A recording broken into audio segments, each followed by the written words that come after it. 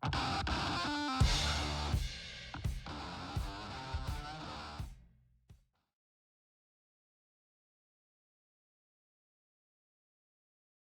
and howdy, everybody. Welcome to day 2 of the summer split here at NLC Division 2. I'm Takeoff here with the one, the only, and the wonderful Basic. How's it going over there on that side of the pond, my friend?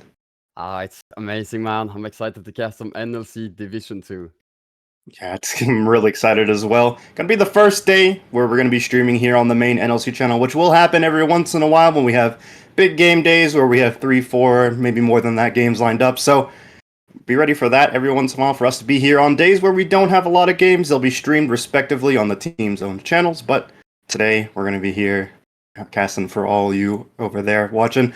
But on to what we're going to be watching today. The first game is going to be between Lightside and K5. I'm very excited, and I'm sure you're excited being a representative of the Lightside organization. Yeah, I mean, it's gonna be amazing. I've waited for so long for this. Finally, time to kick off the summer split. Yeah, it's finally here, finally ready to kick things off. And speaking of Lightside, the team that you're representing, they are going to be playing, like I said, against K5, the newly promoted team down from Division 3. And I'm sure we're excited to see them. They were able to take 2 games yesterday off of Anima in a non-streamed game, but we'll see how they do today. They might have a bit of a wrench thrown in their plans, though. We do have a substitute for Lightside. I'm sure you know him very well. Lofty will be playing in the mid lane, and I'm sure he's very excited to step up to the plate. Yeah, it's gonna be exciting. So our normal mid laner, Painful, is currently in Thailand. He was thinking like, oh, okay, split starts. Let me go to another place in the world. Guys, good luck with the split. I'll be back in 2 weeks. So yeah, Lofty playing mid lane right now. Gonna be a banger. Yeah, and although I was a little excited to maybe see some of the champions in the other champion pool, but Lofty has a lot of stuff that I like to see. You know, Talia, Silas, Rise, some of my personal favorite champions. So hopefully, maybe we'll be able to see some Rise gaming today. That's what you're excited for, particularly. You know him better than I do. You know what he's wonderful at. Anything you want to tell us about? Well, I mean, honestly, I wouldn't say I know too much about Lofty. I'll say he hasn't screamed that much with the team, of course, but Painful is our primary mid laner. I am, however, still, of course, very excited to see what he has to pull out. I have seen him play before, and he's a very, very talented mid laner, so it will be excited to see what he brings to the table today. Yeah, very, very exciting. And on the note of champions, just a reminder to everybody, we are playing on patch 13.11, so no Yumi nerfs unfortunately going to be up, and we also won't be seeing any Rel or Ivern, so no shenanigans with either of them in the jungle, I should say. But back to the people and the people playing. Another matchup that I'm excited for outside of the mid lane is jungle. And studying for both these teams, I was really fascinated with both the champion pools for both K5 and Lightside. I'm hoping to see, lots of these exciting picks like the Assassins, maybe some Burst Mages, as we're going to actually get into the draft here. And we're going to see if maybe we'll see any of those exciting champions. I don't know if anything in particular that you really want to see picked up by either of the teams, but we are going to see for Draven here, and a Maokai to follow. Yeah, so last split, Emp played, I think it was 5 champions in the entirety of Spring Split. And he played Maokai about 20 games or something. So yeah, I'm happy that we will not be seeing Emp Maokai now, because I was growing a bit tired of it. Yeah, Maokai, very frustrating not only to play against, but to draft against. Very flexible champion, can go into a lot of these roles.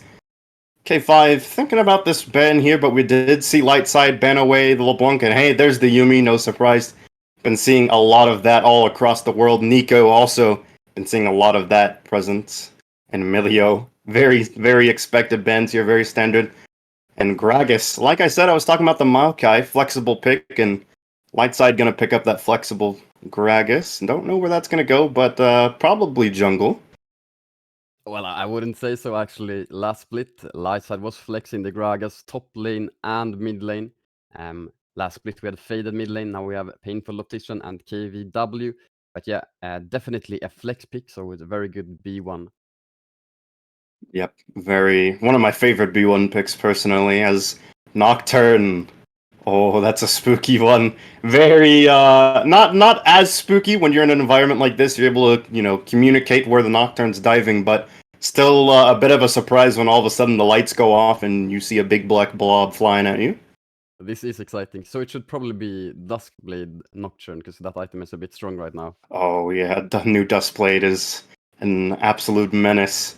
And if he's able to dive in, burst that target, normally you're used to punishing the assassin, but not going to be able to. But Zaya, very safe pick here. Very good against the Gragas. You do have that ultimate option to bail you out of any exploding cast. So, Yeah, a really good self-peel champion. Floops yeah. did play Zaya both games yesterday against Anima, and I mean, they won both of them, so oh my word.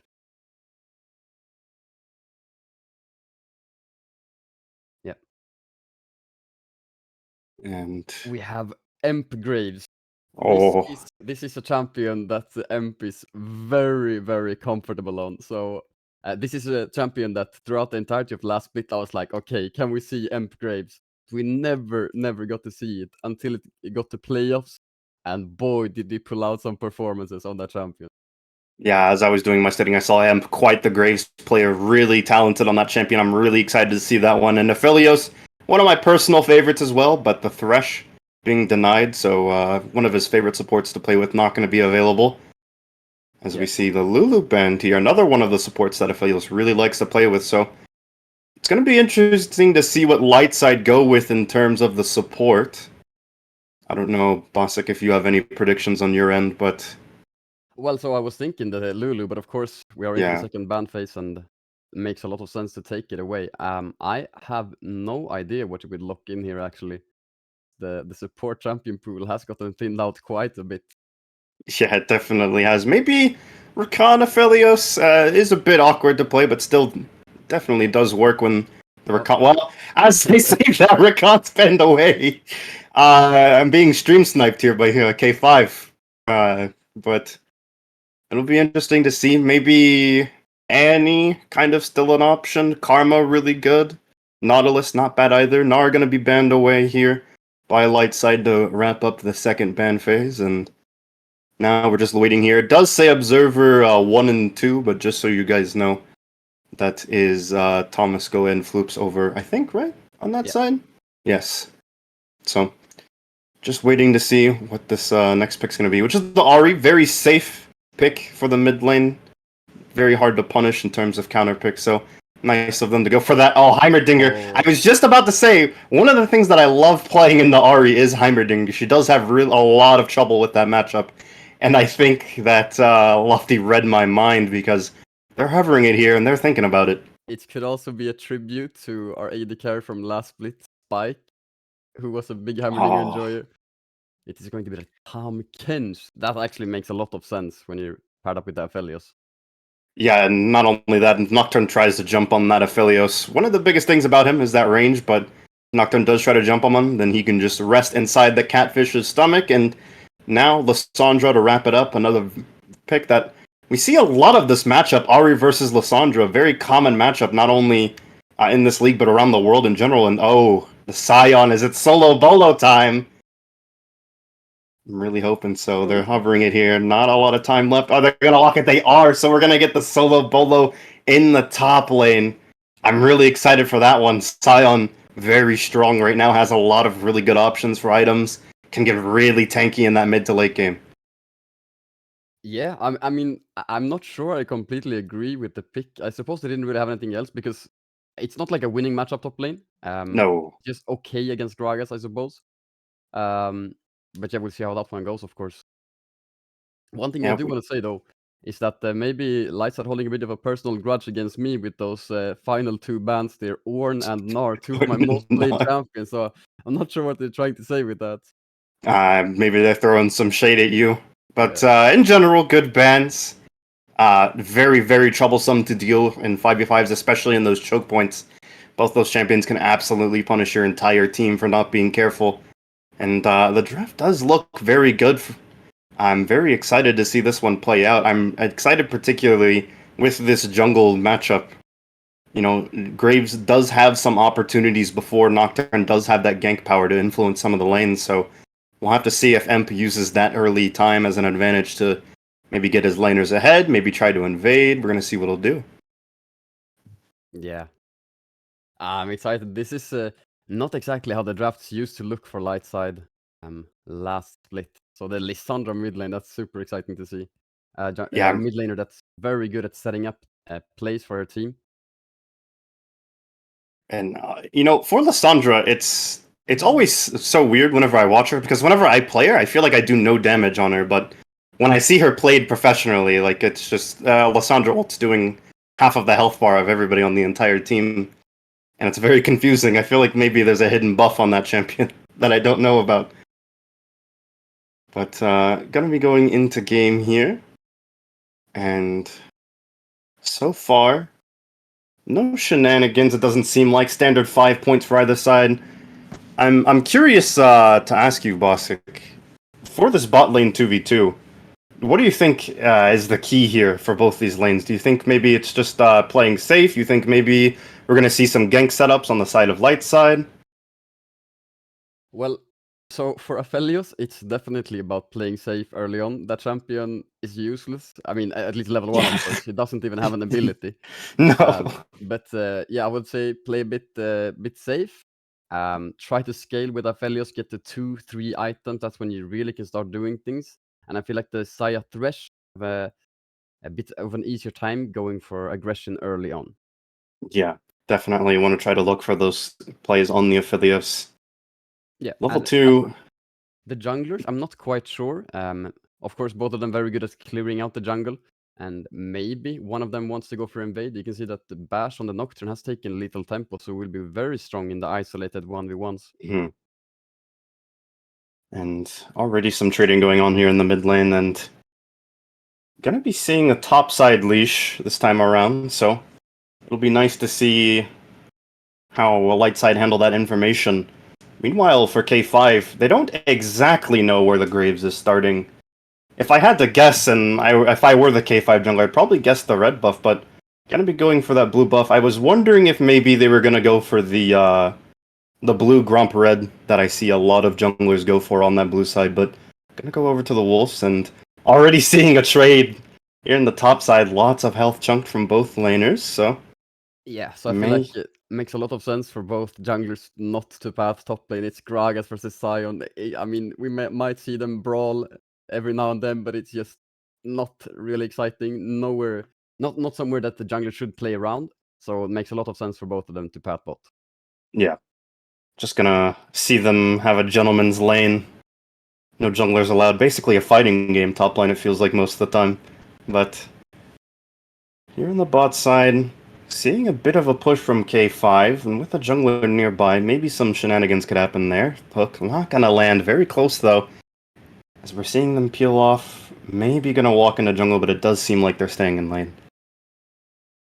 Big And trash here from Butchie. yeah. It's gonna be very hard for the Scion to deal with. Maybe it's just me, but CSing under tower on Scion, not the most fun thing I could do. And especially when you're against the Gragas, you're just pinned down against the tower, having to take that poke damage if he feels like it. Level 2 here for the bot lane. Nice snare from the Xayah, but not gonna be able to find anything in that sense. No follow-up really even necessary. Yeah. Oh, look at this. Bosch thinking about doing something here. Do have a lot of playmaking potential with the Thresh. Gonna go in here, Lantern in, Ignite, it's thrown down, Hook almost predicts the flash, but not quite. But the snare lands very close to getting low, but not gonna quite die. Emp now coming for the counter gank. Bash might be in trouble, has to flash away. Mid lane, top lane fights going on. Emperor getting some stuff there. Lotfi in a lot of trouble, but is able to get to the safety of his turret. Emp was thinking about the regank, but Ward does spot him out. Does have the TP for Lofty, so I'm not going to miss a lot, but doesn't have that TP for later. Maybe a gank going to be coming there soon to try and punish that. Engage bot lane, I think. Yeah, I think they are going to go back in for the bot lane. Now, Ward is going to spot this out, so they are just going to clear this, but they might go in anyway. No, they're K5 wisely stepping back. And now level 3 for the Aphelios. Level 4 now for the Xayah. Some nice... Oh, the purple did land, almost found the tongue lash as well, but able to get away thanks to that Thresh Lantern. And now we do see Bosch hovering this top side, might look for something. As we see. She should be okay with E and Flash, yeah. Yeah, does have the flash. Shouldn't be in any real trouble.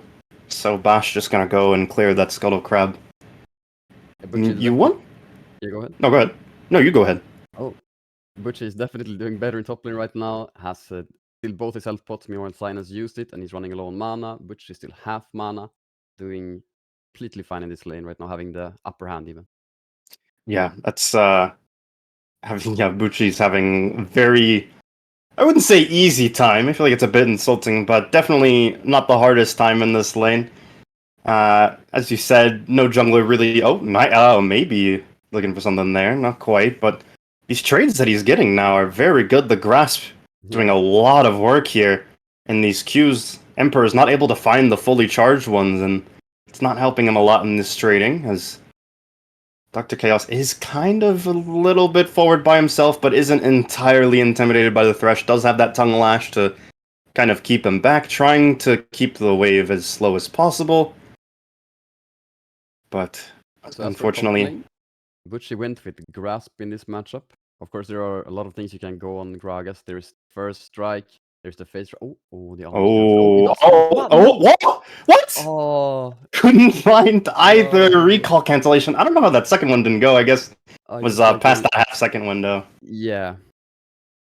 But unfortunately, not gonna be able to cancel it back. But look at this! Finally, Emperor finds that fully charged Q, and it does a lot of damage. Which having to pop that health potion. Sion went with the early Negatron. He could even go for a full Force of Nature immediately if he wants to. Yeah, would be very nice to have against the Gragas. And I was actually going to talk about, you did bring it up a moment ago with the Grasp.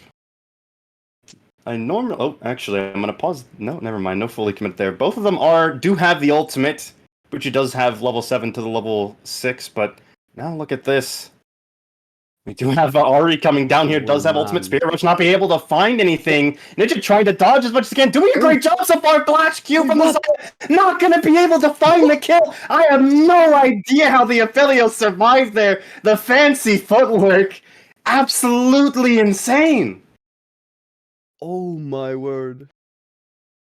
That was unbelievable. And I mean, there's no way I would be able to get out of the live. Absolutely fantastic that Nidget's able to get out of that. And we do see a teleport being used here. Lane was being covered, but wants to get back to get the CS. And they are going to be able to spot that red buff has been stolen as well from Emp, who maybe could be going for the Raptors as well.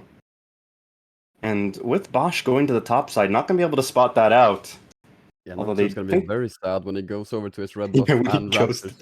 Yeah, when he goes to farm, he's not gonna like that surprise that's waiting for him. Yeah, and someone's already helped him out to clear it.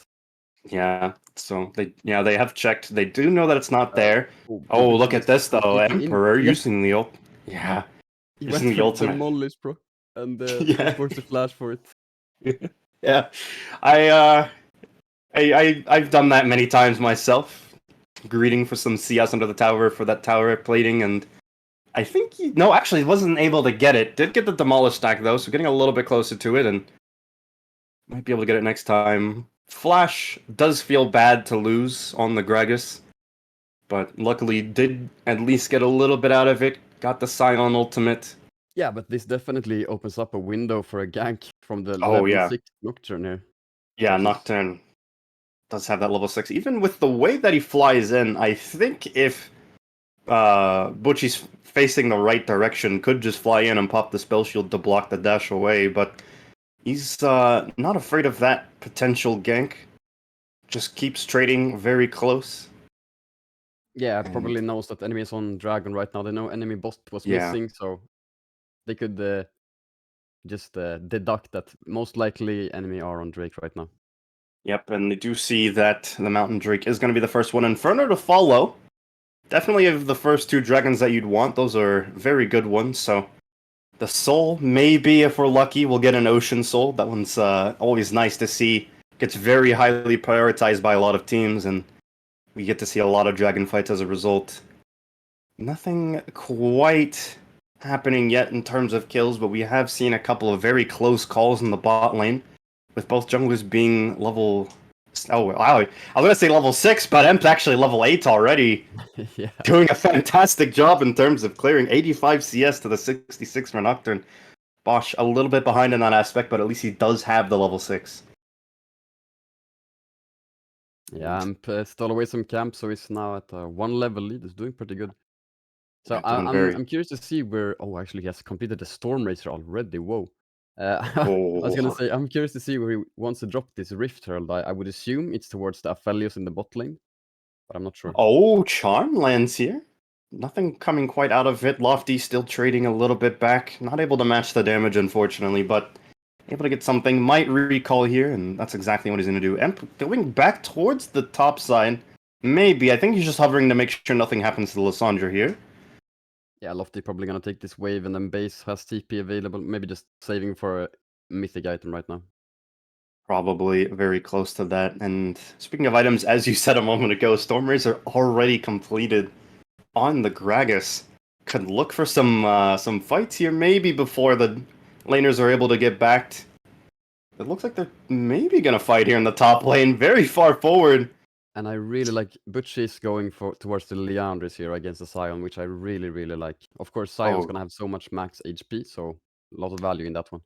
oh, look at this. Western gank Bosch here. gonna use the ultimate. Here we go. First Nocturne ultimate of the day. Oh. Not able to get away, unfortunately. Dr. Chaos is probably gonna go down, but look at this! A lot of damage being returned, but just barely able to survive. Nidget trying his best, but still just escaping on a sliver of health. So first blood going over to K5 and able to keep all of their members alive in the process. Yeah, that was a really nice cancel from Nude with the Flay. Oh yeah, it was very nice play from the Thresh. Almost did have to give his life, but as we say, hashtag calculated in that sense. Emp was looking top side, but is gonna recall, wants to probably use that Herald bot side, get some gold in his ADC's pocket, since they did have to give that one kill to the Xayah, who's gonna recall probably. Oh, actually. I always think whenever. Oh, actually, I'm gonna pause that because look at this. Lofty found the opportunity, gets the first, or not the first blood, gets the first kill of the mid lane, and is able to now roam over here, clear out some vision, get a recall. Does have a lot of gold in their pocket now for this first back. Might even able to get a mythic, or definitely going to be able to. We're gonna see what they're gonna go with. I wonder if they're going to maybe just go for the double Leandries here, burn as much HP off of the Scion as possible. Or maybe gonna be going. I always forget the name of the item. Sure. Yes, Everfrost. Thank you. I always forget the name of the item because I never play any champions that build it. But Yeah. Nah, I think it's only Sandra. You just need the setup. Everfrost is so good. yeah, it's really good on her. And the only one you need to burn through is Sion, and that's not really Lysandra's job anyway. Oh. Yep. Oh, look at this. Speaking of having to draw the ultimate out of the Ari, and look at this. Maybe a fight here between Bucci and Bosch as we look back here at the mid lane. Looking very diveable, but you do have to be careful with how low Lofty is. And with the, the junglers. Yeah. Great. Oh, Graves did try to find that little sneaky kill there. Wasn't able to find it. Used the last charge of the Spirit Rush to get away. And now it does seem like Lightside are just going to reset, but no Ju-chan trying to and find somebody recalling, wasn't able to do so. Wait, was the Rift Herald drop bot lane? I think it was at one point, yeah, because we do see a lot of the plating gone, so they did drop it at one point. We didn't see the charge happen, but did get some plates over to the ADC. Coming back to lane with the Kraken Slayer. Both of them do have that, so pretty even in terms of items for the bot lane. Not sure if maybe they're going to look for something here with the Nocturne. Does have ultimate again. Emperor tried to find that Fog of War knockup, but couldn't do so. Charm is going to land, though, so they are going to try to find something, but they just don't have the window. Oh, look at this, though. Dragon is coming up here. 1k health. Is Emp going to be able to get in there? No, they are not. Now fight's going to break out. Nocturne ult being used away, and Thresh is the first one to fall down. Emp able to pick up that kill. Very nice ultimate. As now we see the Kentex is going to be the first one to come through, but still, look at this fighting the kill on the side here. And now Lightside just cleaning this up. They did lose a few members, but able to get the double kill on the Aphelios. And Nietzsche, Bucci able to get a kill himself. Nietzsche went completely untouched. No one hit him a single time in that fight. He was standing in K5's face, just hitting them perma, and gets a double kill for it. Yeah, Sandra was able to draw a lot of attention there and had the ultimate just at the last second to avoid dying. Did end up dying in the end, but still, you love to see other people drawing attention away from the Aphelios, who's just able to do so much damage in that fight. Now, with those 2 kills in their pocket, Yeah, how does much have a gold bit is of he a... sitting on? Yeah, I want to see how much gold the Aphelios is sitting on. Does have quite as we see Yeah, here. yeah. Not too much over the Zaya, but does have a lot of gold nonetheless. As we see first turret, or second turret going to be taken here in the bot lane. First turret was the mid lane, and now we're maybe going to see... no punishment there for the Gragas, but I'm curious. We were just talking about a moment ago, the Aphelios kind of just being ignored that team fight. There are a lot of targets, though. To be fair, on light side, you do have, as I was saying, Lissandra. You have the Graves could do a lot of work. You do have to be mindful of the Gragas, but I'm wondering if maybe they're going to pay a bit more attention to the Aphelios now, as they should, or if they're going to keep the front-to-back mentality, getting rid of the front-line targets before they worry about the Aphelios. You'd hope that they want to go for the Aphelios, especially because they did pick up the Nocturne pick. I'd assume for that reason. Yeah, it's really difficult because Lightside have so much with Lissandra, so much disruption in team fights. Graves can dash in, deal so much damage while still being, well, at least somewhat tanky. And of course, the Gragas with the explosive cask to also just create disruption. And even if they get past that, well, then there's a Tam Kench that can eat the Aphelios. So Nietzsche with 2-0 and 2 right now, definitely in a good spot, and he has a really nice time in this game so far. Yep. Lots of peel options for Nidchit. They're gonna maybe dive Emperor here. It's a bit... Yeah, no maybe wave, not, though. actually. They were thinking about it, but I think they're just gonna take their Krugs and get out. Maybe try to just siege this down. No, we're gonna see some recalls. So, no major objectives coming up for quite some time.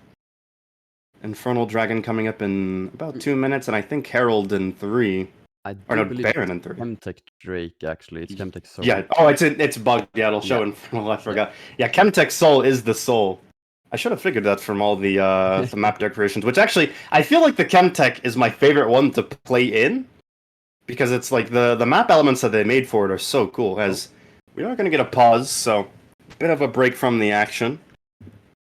Unfortunately, light side. Oh, never mind. Already ready to go back in. It seems like had a bit of a connection issue, which getting ganked by your ISP, never fun. Sometimes ganked by a thunderstorm. I know that there's been a lot of those everywhere right now with this time of the year.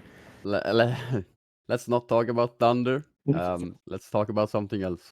Okay, yeah. Beautiful day outside. Yeah. And speaking of beautiful, I'm curious, what's your favorite Soul map to play on, as far as like aesthetics go? As just how they look? Yeah, just from how they look. Oh, that's a good question. I mean, I don't really care how they look. I just care about how they play, right? I really like That's Hextech fair. because you get the gates. Yeah, okay, that is true. Yeah, the Hextech Yeah. gates are really fun to play with.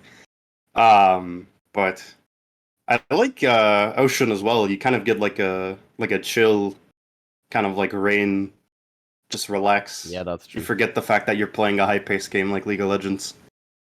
Yeah. That's true. I mean, I also really like Cloud, where you get these speed zones in the jungle. That's pretty nice. Yeah. They look really cool too, the like the little circles that they made for them. Yeah. But gonna get Chemtech, one of the cooler ones. I don't like Mountain because I play support, and it's kind of annoying trying to ward around the big blocks that come up in the jungle, and it's annoying having to deal with them. Yeah. But I feel like Mountain can be fun sometimes. As we get back into the game. But one thing with Mountain is that sometimes, when the terrain spawns, it can mess things up because there's like blocks of terrains that spawn out of nowhere. So if for example, it's a Sion ulting, there could just be a pillar spawning in front of him, right? yeah. I'm sure champions like Camille love it, more things to hook shot off Yeah. of, but yeah, if you're playing something like the Scion or like a Nunu, you kind of have to like drift around it. It's very difficult to do. But back into the game, bit of an advantage here for light side. Looking at about a 3k gold advantage, 18 minutes here into the game, which isn't the end of the world, but a lot of that advantage is on the Aphelios, and that's definitely someone you don't want having a lot of gold going into the mid to late game. As a bit of a trade here on the top side, and that's what we were talking about in draft. Gragas does kind of have the advantage in these exchanges. But now that Emperor does have a... Oh. Well, I was going to stop with my point. I was going to say now that he has a bit of items is a bit tankier, but still, these trades from Gragas are just hurting him so much. Yeah, with And the sustain is boost just... as well. Just Yeah, and spamming abilities. yeah. It's just really hard to trade against Gragas in top lane. The sustain from the passive as well. Even though Sion can trade back, it just doesn't matter. Because he doesn't have enough burst to out damage the sustain from Butchie. Yep. Seeing a bit of a tango here. Both top laners do have teleports so they can come down at any time, but they both do need to be careful. Both of them have ways to cancel the teleport. Herald has been summoned in the mid lane, trying to create a distraction, trying to put an easy way in to transition into the Dragon Pit. They're sieging forward here, and K5 do have to respect them. Can't just walk up in their faces. So they are going to try to just eliminate... Yep, they do get the charge, so a lot of damage there. Light side gonna make their way. Base tower. We do have a teleport opportunity for both these top laners. Sion kind of walking down. Top lane turret is going to be taken by Bucci. And they did have the positioning at first for the dragon, but now K5 going to be able to regain control and start it up. Imp has to be careful. They don't have vision on that brush. Oh, and they are able to find the hook. Lissandra saved by the top catch, but the Emperor comes in on the side, finds the kill, trying to get an angle here. Nice eye ultimate, gonna be able to go down. Feathers fly, not able to find anybody. Dr. Chaos now has to be careful, pops the Grey Health, able to get them away from now. As now we see Nocturne trying to find something. Another flash hook from the Thresh, finding the target, able to find all the people they need, not able to even get a single K5 member down. Now Lightside have to concede the Dragon. First Chemtech going over to them, and now it's already Soul Point. They're able to get the early tempo on the Dragons, and it's paid off. Yeah, that's a really big win con now for K5. Huge pickup for them. Yeah, it's a huge play for them. That Scion ulting on the flank was so big. Sure, the thresh there was really big as well. I don't want to discredit the support. I know supports love to get credit when it's due. Very big plays made by the Thresh, but the Lissandra thought she was safe, and then the Scion came ulting out of nowhere right behind to find the kill. Yeah, it was just really easy for them from there. Oh, but look at this light side. Gonna try to take advantage. They are spotted out doing this, but you wonder if they're gonna be able to do anything. Red and white on the Aphelios is gonna be able to clear this pretty quickly. 3k health. You don't have Bosch there to do anything. Here comes Ari Spirit Rush trying to do something, but that's not going to be able to find anything now. Teleport's coming in, but I think Lightside just going to walk out of this one, take the Baron, and leave. But K5 did seem like they wanted to chase, but they are just going to go back to it. And although they do lose the Dragon, they're able to get the Baron. And might be able to find some more here. They're still fighting. Trying to find something, but not quite. As it does seem like things are going to calm down, but I mean... Dragon for Baron, you do lose members, but you are able to pick up that Baron buff. Try to minimize the damage. Oh, you love to see it. You love to see it. Butchie just picked up the blue buff. Oh, look at this. Oh, might be in some trouble here. Oh, actually, I think maybe Dr. Chaos going a bit too far there. Able to get the pick. Second hook not going to land, but yeah, you do love to see, actually, everything that's been going on here. Trinity Force for the Graves. Oh no, they went a little bit too far forward. The double pick combo with the Nocturne and the Scion. Oh, Flash going to be burned here as well. Able to find 2 kills and a Summoner spell. Pretty good there. So, I mean, K5, they do get some people with the Baron buff off the map. So, Not a whole lot of Baron buff to go around, but still a couple of people still have it. Yeah, so Lightside are, I would say they're pretty much misplaying the fights right now, but they are definitely Oh, out macroing K5 right now. They got the Baron, and while Nietzsche just died, Dr. Kios for sure just inted. That was just complete int. Uh, yeah. but as for Nietzsche, he died. Well, Butchie got the top lane inner tower, so at least Lightside won out on that one. Yeah, and the Baron buff, you still, like I said, you still have people with the Baron buff. You still kind of can make plays with it. So not, the end of the world entirely, but you do hate to see people dying with that buff on them, and gonna be just seeing the chat there makes it funny. But yeah, gonna have a bit of a problem that they're trying to figure out. But yeah, really great game so far. Really exciting team fights. I mean, Noju-chan has been playing the Thresh so well, and I love good Thresh plays. That's what I was trying to say. I love to seeing the good Thresh plays. And it's just been entertaining all around. Yeah, Nodo has been around for a long while. Not in NLC Division 2, but he's been around in the scene. And one champion he is known for is the Thresh. Yeah, So, I can see that yeah. based on how they've been playing it. A lot of people in this league do love playing those hook champions like the Pike, like the Thresh, like the Nautilus, a lot of stuff like that. So it is exciting seeing these supports play, the playmaking champs instead of the usual enchanters that we see a lot of these days. So nice to get that breath of fresh air as we're getting back into the game. And the Zaya right now has quite the item setup, does now have the Navori Quick Blades, as well as building towards what I can assume to be a Bloodthirster, but Amp trying their best to actually doing a lot of damage onto the Scion. No, Wasn't at no first, Sion. but now No Zemper Sion. might actually be in trouble. He's dead, Exploding for sure. cast. Yeah, he's dead for sure here. No way he's getting away from that. Even if he was able to escape, Tom Ken's right behind him. And is gonna just kind of walk around in the passive form, not able to get anything out of it, except for giving Gragas another grasp deck. Yeah. But nice pick for them in the side there. Now they're gonna maybe look to siege in the mid lane. Maybe just try to Ari's set up a pushing top. 4-1 here. Yeah, Lightside Ari get the is. mid tower for sure. Oh, Oh, very nice lantern to get the Zaya out of there. They are able to get the turret, but aren't able to get a kill out of it. And it's like you said, K5, they're winning these team fights, but Lightside, they're just playing the map so well. And look at this, now rotating to the bot side. It's like you said, the macro is really great from them. They're just making up every time. I think that the team fight's going to give K5 the advantage. Lightside able to do something like sneaking the Baron, like going mid lane, finding a pick in the side lane, getting towers. It's just they're always able to find ways to get themselves back in. And I don't even know why I'm saying back end. They're up 5k in gold, so it's definitely working out for them. yeah. The thing is, though, in 1 minute there will be a team fight, and they have to win that one, or at least deal with the dragon. Otherwise, K5 will get sold. Yeah, and Chemtech Soul, not the most fun thing to play against. A lot of outplay potential when you have that in your back pocket.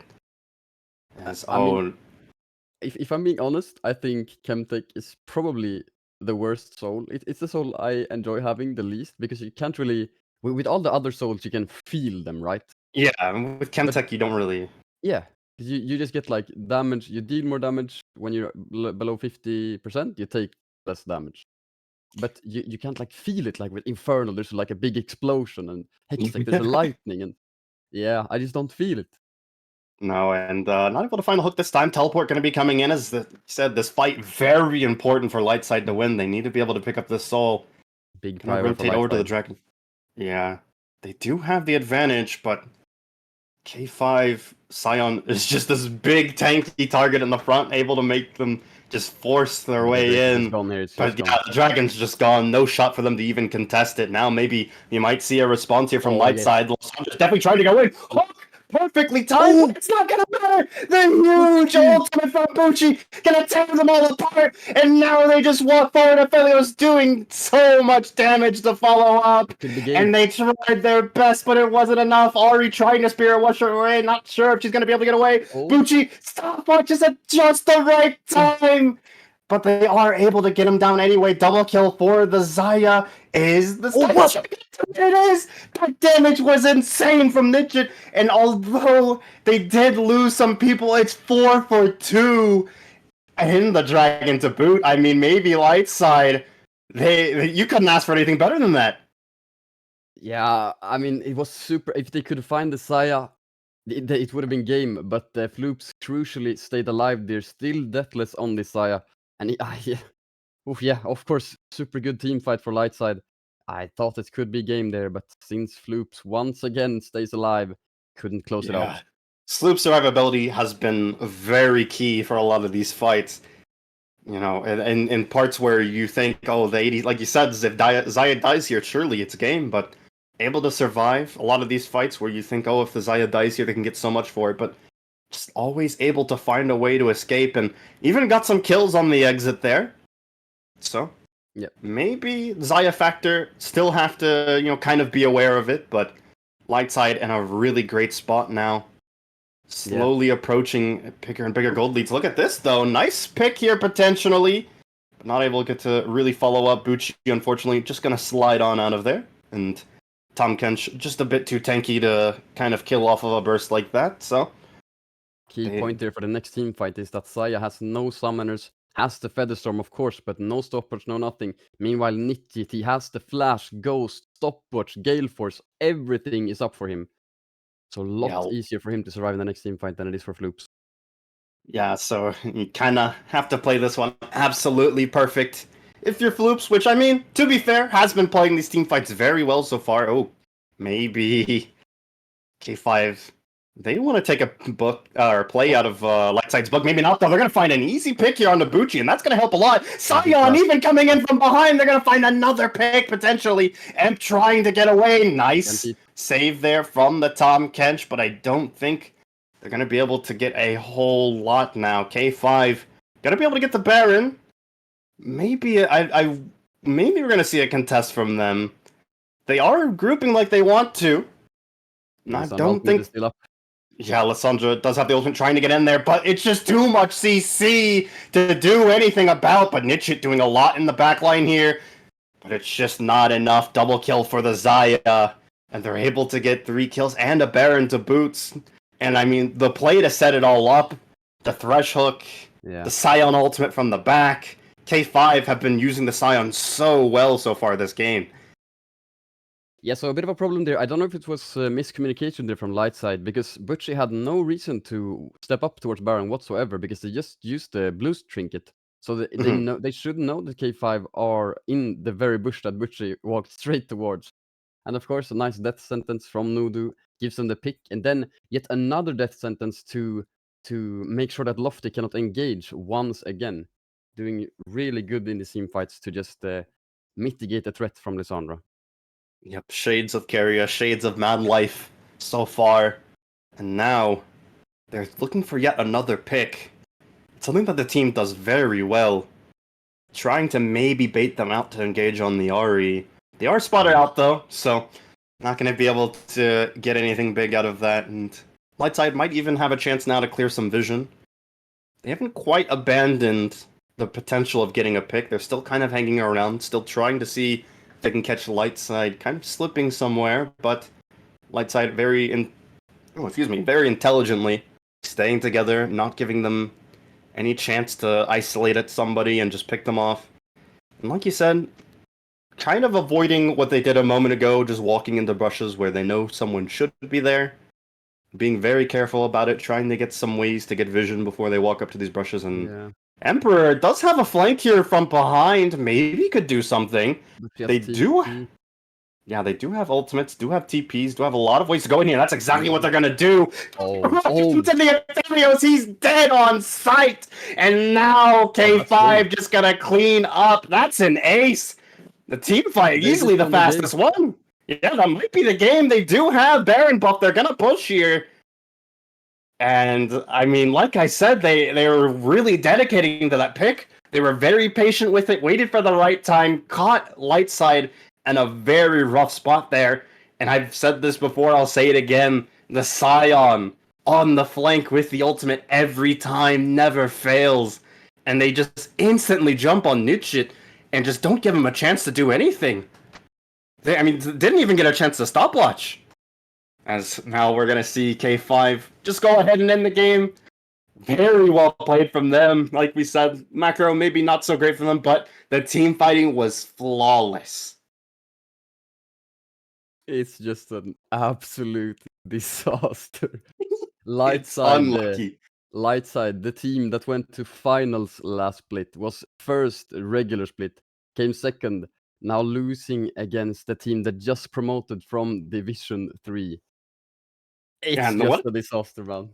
I mean, but what does that tell you about K5? The fact that they're freshly promoted and already going toe to toe with the Titans like this, I mean, shows a lot as far as their ceiling goes. A very high potential team. Yeah, of course, K5 certainly played well. That I have to say.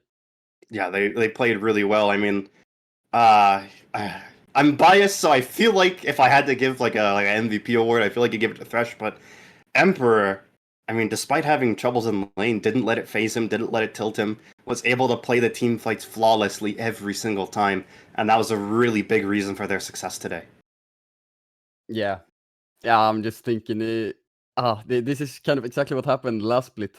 So for last split, Lightside in the first series, it was best of threes back then. They played against Gwarp, um, and went and lost that series.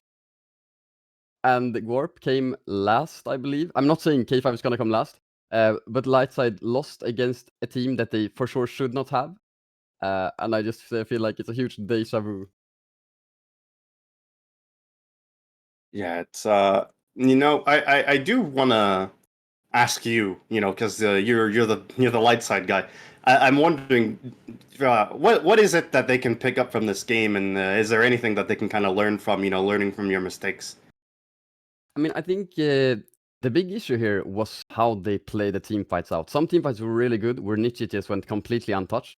But there were a Hmm. lot of team fights where they made, of course, micro mistakes, which, I mean, I'm sure the players are very aware of which mistakes they made.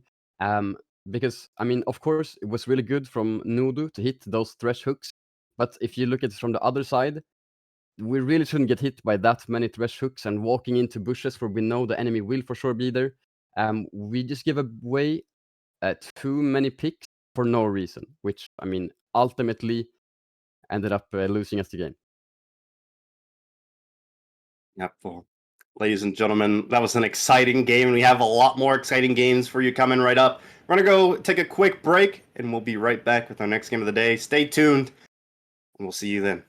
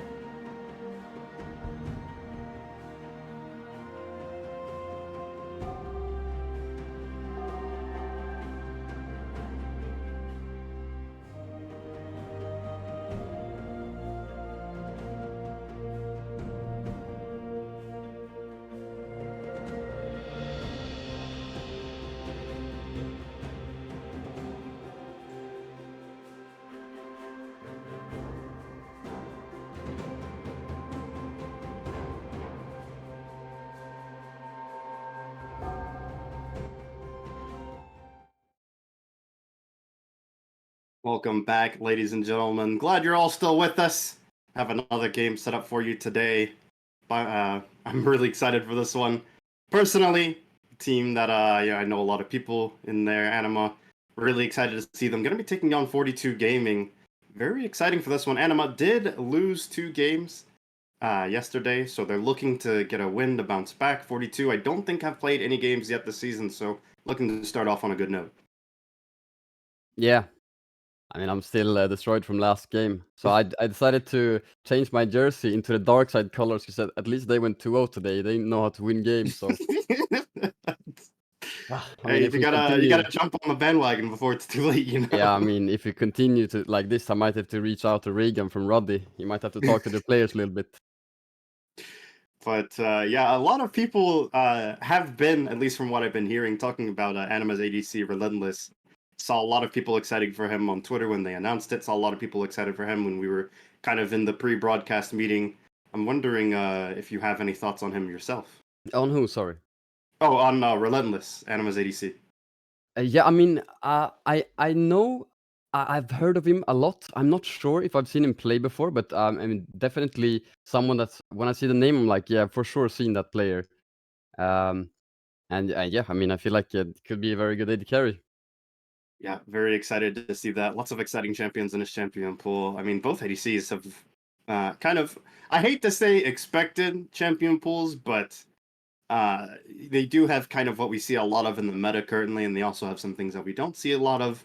Personally, I hope we see Twitch from either of them. That's a champion I love seeing.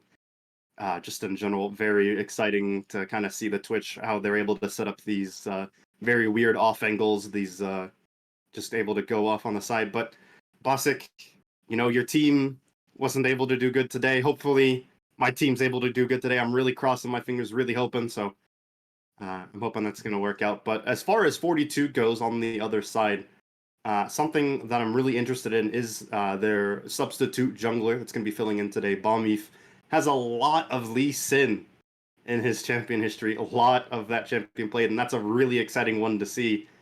I don't know, maybe if we're gonna see that. I don't know, maybe if you're excited to see it. Are you excited to see anything else? Nah, I mean, Lee Sin would be really exciting to see. No one really plays that champion because, of course, it's not meta. It's a No. champion that if you're good at it, you can pull it off. But like, there's no real reason to play the champion otherwise right now. Because like Duskblade is just pretty broken. Duskblade and Trinity Force, Storm Racer, stuff like that.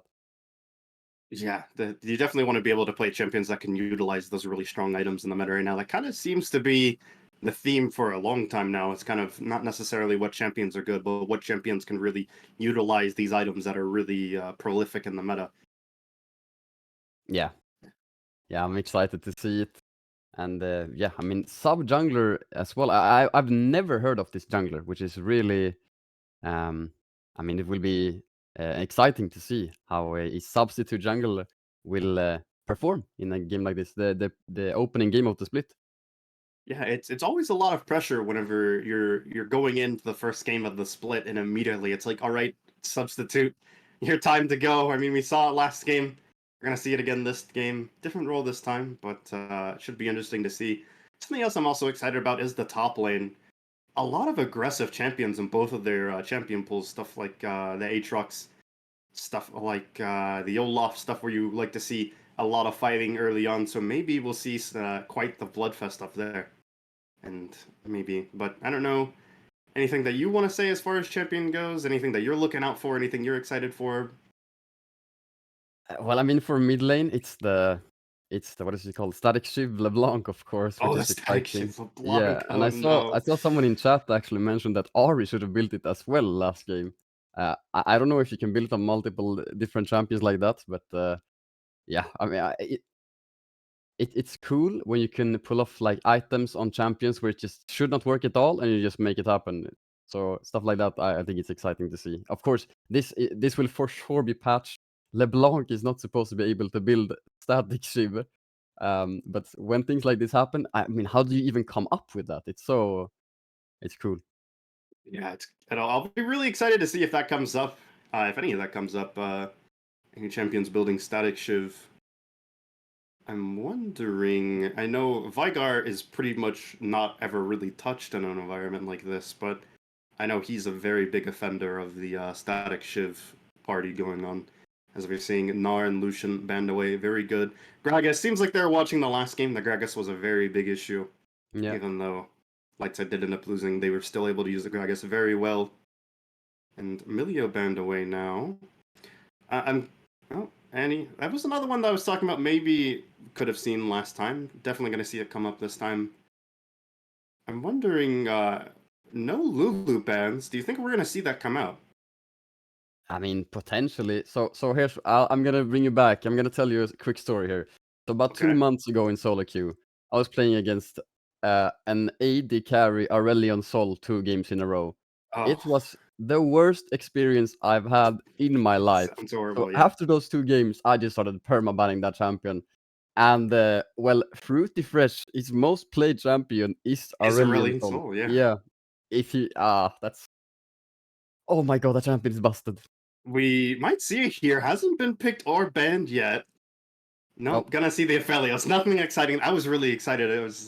I forgot about that completely. The Aurelion Soul would have been really nice to see, but Aphelios still a champion that's very difficult to play against. We saw it last game. Kind of hard to jump on him unless you have, kind of an entire comp dedicated to these pick dives. But Ari, another safe blind pick here for 42 Gaming. I'm wondering from your perspective. Let's say putting yourself in the shoes of a coach, you do see the Yari picked up. What would be like your go-to answer for that? well, I mean, we saw the Lissandra last game from Lightside, which I think is a great answer. Just someone that Mhm. can lock her down. I mean, obviously, if you feel like it, a Malzahar could be insane, but I feel like you need the stars to align. And no pun intended with the Aurelian talk earlier, but you really need the stars to align to find the Malzahar angle. But yeah, okay. Instead, it looks like it's the Galio. One thing I do want to say though about Anima's draft is that I mean, I wouldn't say that I'm too caught up with the meta right now, but there has to be a champion that's better to pick B1 than Karma. I feel like there just Yeah, has to be. Karma is a bit of an interesting champion to prioritize this highly in the draft. So we see Jarvan picked up. They don't want to allow that Jarvan Galio combination, I'm sure. But you do have to be careful if you're the one playing the Jarvan. You don't want to end up trapping your own team inside of there. Don't want to pull off the I'm Jarvan, I'm helping. Yeah, and the Um, Kindred ban has come out now as well. That's interesting. yeah. Kindred Jack's going to be banned away as well. I definitely don't like playing against Jax. Very hard to deal with him if he's able to get those 3 items. Yeah, and when I Um, see Jack's ban, I immediately think about Gwen, but I don't feel like Anima should be looking towards Gwen right now, as they have a lot of magic damage on their team already.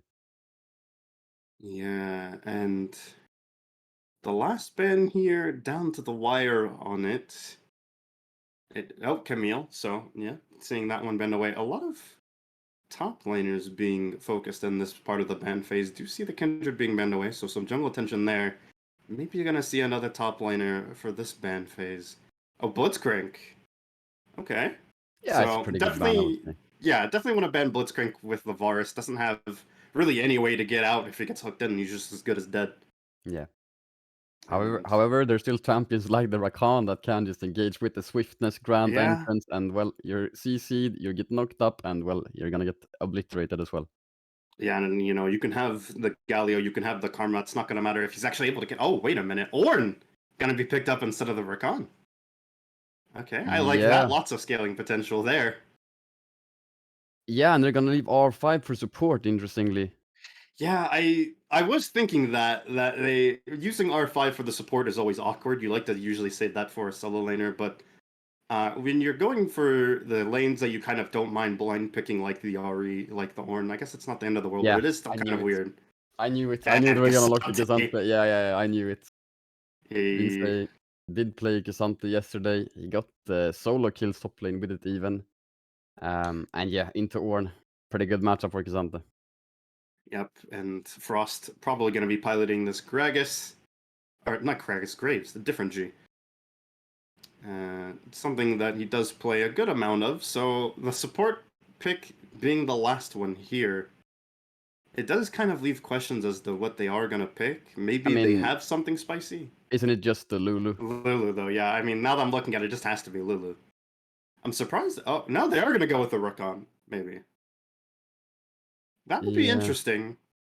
I feel like it'd be really weird to pass up on the Lulu here. So the thing is, Rakan makes a lot of sense with the rest of their comp, Hmm. and it is gonna be locked in. But I feel like Aphelios doesn't really match up with the rest of his composition here. Yeah.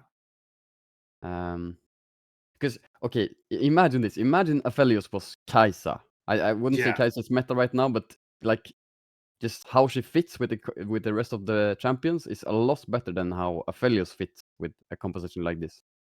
Hey, you do kind of want an ADC that has the follow-up potential like the Kai'Sa. Philios, it does kind of feel weird. It feels like he might be left behind in some of the Yeah. engages. It could be kind of an awkward timing there. But you do like to have a lot of ways to jump on the Varus, especially because it does seem like a lot of the damage is going to be coming from him, with the Galio Cassante being the solo lane. So they do. I guess I like the logic is that they want to be able to get rid of their damage right off the bat, but it is kind of weird, like you said, kind of a weird comp put together as far as the Aphelios goes. Yeah, I mean, what I see in my head right now is that the K'Sante is gonna dive into the back line, find the Aphelios, shoot him way over the wall, and they will go for a 1v1, and yeah, Aphelios probably won't win that one. No, it's definitely going to be pretty difficult for the Aphelios to kind of deal with anybody that's going to be jumping on him, and going to be getting in the game here as soon as we load in. You know, I forgot to ask you this last game, and I Yeah. always try to ask my color casters this. As far as skins go, who would you say wins the skin competition? Ooh, that was a difficult. Whoa, they gave Foxfire Ari a new splash art. I just saw. Yeah, Um, I I forgot mean, about that. I think when you have Birdio, it's kind of just free win Yeah, unless it's the enemy. unfair. Yeah, that's a bit too good. Yeah, gotta get a pause here. So gonna be a bit of a delay, but yeah, when you have the Gallios, the Birdio skin, it is a bit unfair. But on the note of the Gallio, something that I'm thinking too, looking at this, is that's kind of difficult for him to find, like to use the ultimate offensively. Does have a lot of defensive options, like could use it on the Varus if he gets jumped on, but as far as using it to engage, it is kind of difficult. Like you have the Cassante can kind of walk in, but it's awkward for him to do so. Maybe I'm missing something. I don't know if you see anything that I don't see. So for him to ultimate in fights, Yeah, I mean, so K'Sante will dive in, right? Uh, yeah, and that's where Galio can ulti. Graves might dash in, and of course, it's a really good like zoning ultimate defensively on the yeah, Varus as well if it needed. Um, that's how I'm thinking. yeah. I think maybe the idea is more defensively than offensively, especially because they are kind of depending on this Varus to be their source of damage. Definitely have to protect him as much as possible. You have the Karma for that. You have the Galio for that. Cassante does kind of maybe want to ult the Ornn, but do have that potentially as an option if you need to as an emergency. But looking at the comps, Bosick, who do you think has the advantage just from draft alone? I mean, I think it depends because for 42 they have a super early game jungler with the Jarvan, Hmm. that can create a lot of havoc in the early game. Then they have the scaling with the Aphelios and the Ornn. That when the later they go, the more damage Aphelios will deal. Ornn will get the ornament upgrades. Everyone will be happy. Um, and I don't know as for anime, I suppose they're scaling quite well too with the Graves Varus. I feel like if we come to late game, it may actually be easier for Anima to play the game than it is for 42. Yeah, Varus, I have nightmares to this day about a certain late game Varus I had to play against once that like wasn't a factor for the first 30 minutes and then ended the game with like 30 plus kills and it was a nightmare. And sometimes that Varus still comes back to my dreams to haunt me. Maybe, hopefully, won't see the Varus get that out of control this time around, Yeah, but we'll see, we'll see. we'll Um, see. and of course, Varus is a champion where you can itemize, I mean, in a lot of different ways. You can build AP if you want, you can build on hit, you can build AD, you can build a bit of a mix damage. Of course, has a lot of magic damage from his W, so um, champion where you can really pull out the calculator and figure out which build deals the most damage in that particular game. Yep, We'll see and if Relentless comes out correct with his calculations. yeah, we'll have to check his math later on when he Yeah. does dedicate to the build. But for now, some nice trading going on. Something kind of that you expect out of a lane like the Varus Karma. You expect them to kind of just zone them away. And like this, they get the level 2, have to respect it. A lot of poke damage already being put down on the Aphelios. Yeah, and it's also really nice for them to get this early crash because gives them the ability to put down some vision and try to spot out a Jarvan that can, of course, go for early ganks otherwise.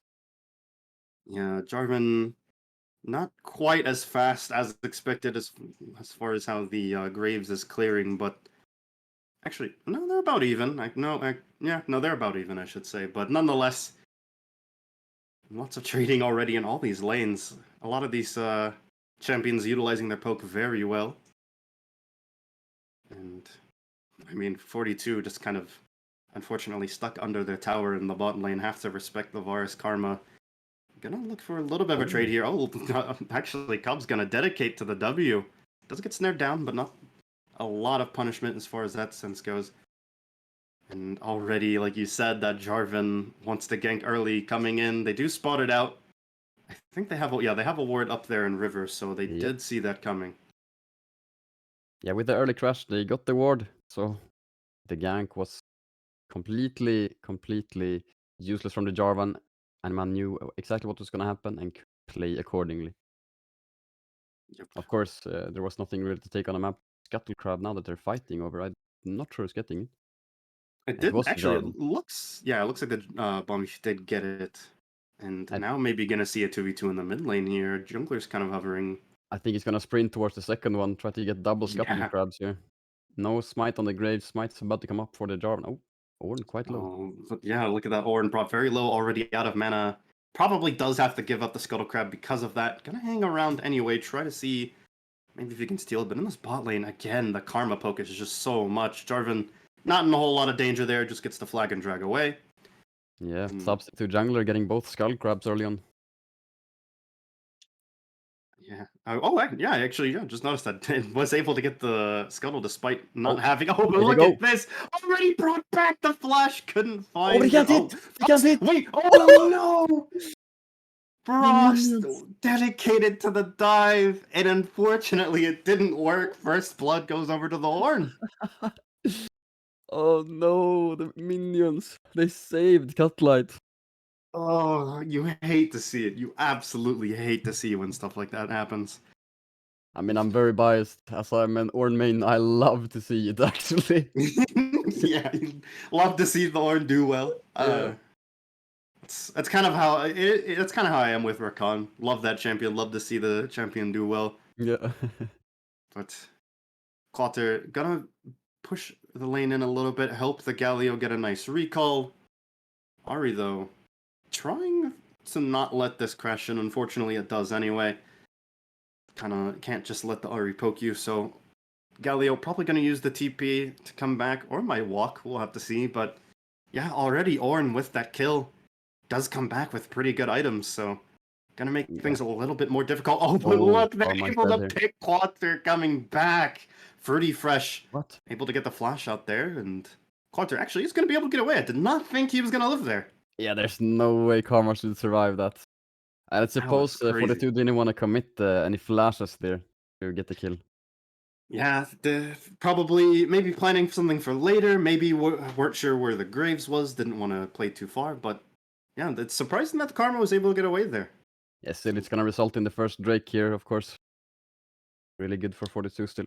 Oh, Oh, because of the oh, ultimate the into the ultimate tower. brought back. Yeah, He's tanking. even Oh, taking aggro might be yeah. into trouble here. Vince with the solo kill in the top lane. We saw a lot of that the other day, like you said, and now a fight here in the bot side. Nice playmaking from the Rakan so far, but Kopstock just flies in for the kill. Now looking for the Ari. I don't think they're going to be able to get her though, as now Anima able to get this first dragon. Pretty good start for them so far. And what a stylish way to kill steal. Galio just flies in and dunks Jarvan, the dunker. He got killed by his own medicine. I'm surprised Jarvan doesn't have a Dunk Master skin. True. It has been asked for for a long time, I know. Uh, Unfortunately, Jarvan apparently does not play basketball, but Oh, still able to dunk on people. Look at that nice engage here from Copstock. another Q. Brought very low, Or doesn't have. unfortunately. Just able Oh, to ooh. get. Oh, that was close. And it is worrying me. It's kind of making me nervous with how long the Ari is holding onto this flash. Yeah, I mean, It's Gallo could giving look me for a the heart attack. flash into tap W, EQ, and he gets the solo killer, but might be a bit scary. Yeah, doesn't want to play maybe too aggressive. Probably just wants to play it safe. Doesn't want to burn the flash if they don't have to. Meanwhile, we saw a lot early on with the Varus Karma having agency of this lane, but now it does seem like 42. Oh, Oh, relentless. Throws out the ultimate, not able to find it, unfortunately. And that's going to put even less pressure forward. Yeah, Rakan just gets to go in and get these trades. It's going to be very troublesome now for Anima not having that Varus ultimate. I mean, maybe we'll see the jungler come down. yeah, I don't think it's gonna be that big of a trouble. They're resetting here. 42's bot lane still haven't hit 6 here, so and actually Ooh. both bot lanes reset. Oh, Oh, Jarvan is gone. Quater. 1v1ing the jungler here casually, even has some backup on the way. This might be some No trouble. flash Does Jarvan. not have the flag to get out, so the kill should be just be handed over to Copstock. He's gonna get another kill on the Galio, who actually maybe does have the aftershock, so I don't think full damage Galio is what we're gonna see, but does have a lot of damage to start this off. Now Vince getting some trading in the top side, but no dedication. Yeah, I mean, Galio has the Hextech alternator, which probably means he's going Rocket Belt, unless, of course, he's going Night Harvester, which would be interesting. That would be interesting. It'd be exciting, Yeah, I mean, he but would deal a lot of interesting. damage. Interesting is definitely the word to use if they were going that route. So hopefully we will just see the rocket belt picked up. And I mean, I'm wondering if maybe we're gonna see some more solo kills on the top side. Vince's playing very forward. Yeah, doing really good on the Gesante, I have to say. Oh, I saw him yesterday. I thought he was playing okay. He had some mishaps. Actually, in this exact matchup, he had a bit of a mishap on the Gesante, but this game, really, really nice solo kill so far. Up 20 CS, doing good. yeah. I think maybe they already got the mishap out of their system earlier with the dive. So now that that's done, no more mishaps. It's just all perfect play from now. And Aphelios just using the Chakram Sniper combo to just push the lane forward from a mile away, but Frost might be looking to come down here. Ignite thrown down. They're really wanting to chase this Aphelios, trying to find the Q. It lands and does a good amount of Oh, damage, but not nearly enough. Graves gonna take a shot too, but yeah, Aphelios just super close. really in no real danger. I mean, I would say he was in danger. The collateral Oh, damage actually, yeah, almost now killed I him. see his health. Never mind. Yeah, He was in a lot of danger. yeah, the I collateral. didn't see how low that brought him. Yeah, it was the Graves' ultimate damage came down like after the camera moved away, so we didn't see it happen. But he got really low from that Graves' Yeah, ultimate. I looked over after you said Oh, that. I was like, really? Oh, oh, the very buffer. nice. Yeah, able to flag and drag away right as the Varus ultimate hits, but they're still able to get the Herald charge, so some nice gold in their pockets, and now Vince not able to find the knockback, but still able to get some nice damage. And Oh, look at this, oh, speaking of damage, Graves just exploding oh, and the here we go enemies, again, and top now lane. look at that, Vince gonna be ulting in, has to flash Flash. away to avoid it. Oh Now they're my. diving, the Aphelios is in a lot of trouble, Oh, does but he he's get the playing it grab so on him, well. snared down? Oh, a lot of tower damage coming down, are they gonna be able to get it? No, no. Wow. Yeah, very well executed dive there. Yeah, I thought Fruity was playing that so well, but still, Anima managed to pull it off and come out with a clean kill. There 3 kills for none in this bot lane. Yeah, I mean, it's going very well for Anima so far. Up 6-1 as far as kills go. Almost 4K gold. Actually, yeah, no, yeah, not quite there yet, actually. But still, 3K gold lead for them. Do have the first dragon. I think Ocean is the next one coming up, and it'll be interesting to see what the soul's gonna be. You know what would be exciting? I always love Infernal Soul, like you said, and we were talking Yeah. about earlier. You get to really feel the damage that it does, and it's a really highly prioritized dragon. Yeah, I just really don't want to see Chemtech Soul. Other than that, anyone is fine. Yeah, but I love the way that Chemtech Soul looks. It just looks the map looks really cool whenever Yeah, it does go to Chemtech. yeah, I like Chemtech map. I just really don't like the soul. So, but in this one, of course, it doesn't matter because we're actually. I'm gonna spoil it for you. We're gonna get Hextech Soul in this one. Oh, thanks for the alert there, Hextech. I feel like is the most fun to watch in an environment like this. We get to see really creative use with the Hex kits. So maybe we'll see some shenanigans there as maybe we'll see if your spoiler was correct, if you do have the insider information. Oh, you lied! Wait, Nay. no. Wait, did you? No, yeah, you did. It's Chemtech. Yeah, You it's lied to me. true. Wait a minute. Oh no. See, I think you were just trying to like get our hopes up just so we could see the Chemtech anyway. Yeah. As really nice trading here by the Ari, but look how tanky the Galio is. All those abilities, like a full ability cycle basically, and only took a little bit of damage. Yeah, the problem is that Ari is running the Everfrost, well, I wouldn't say 0 damage, but definitely a lot less damage build than you can when you go Ludens.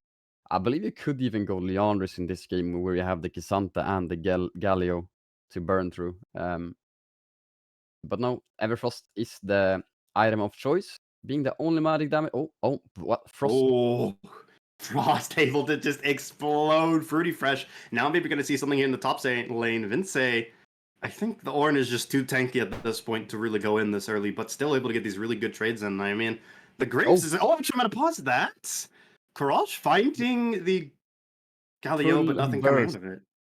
Hits every single ability, deals like 350 I damage. know it's so sad to see. Like Yeah. lands everything, plays it really well, but it just doesn't matter because the Galio's so Oh, tanky. But look at this quickness pop has to flash away. So Rakan able to get a very good summoner spell out of that. Cobb's gonna be going back bot lane probably soon, and Vince is in a bit of a weird spot, but I don't think he has to worry about it. Nobody on that side of the map. Is he gonna proxy this?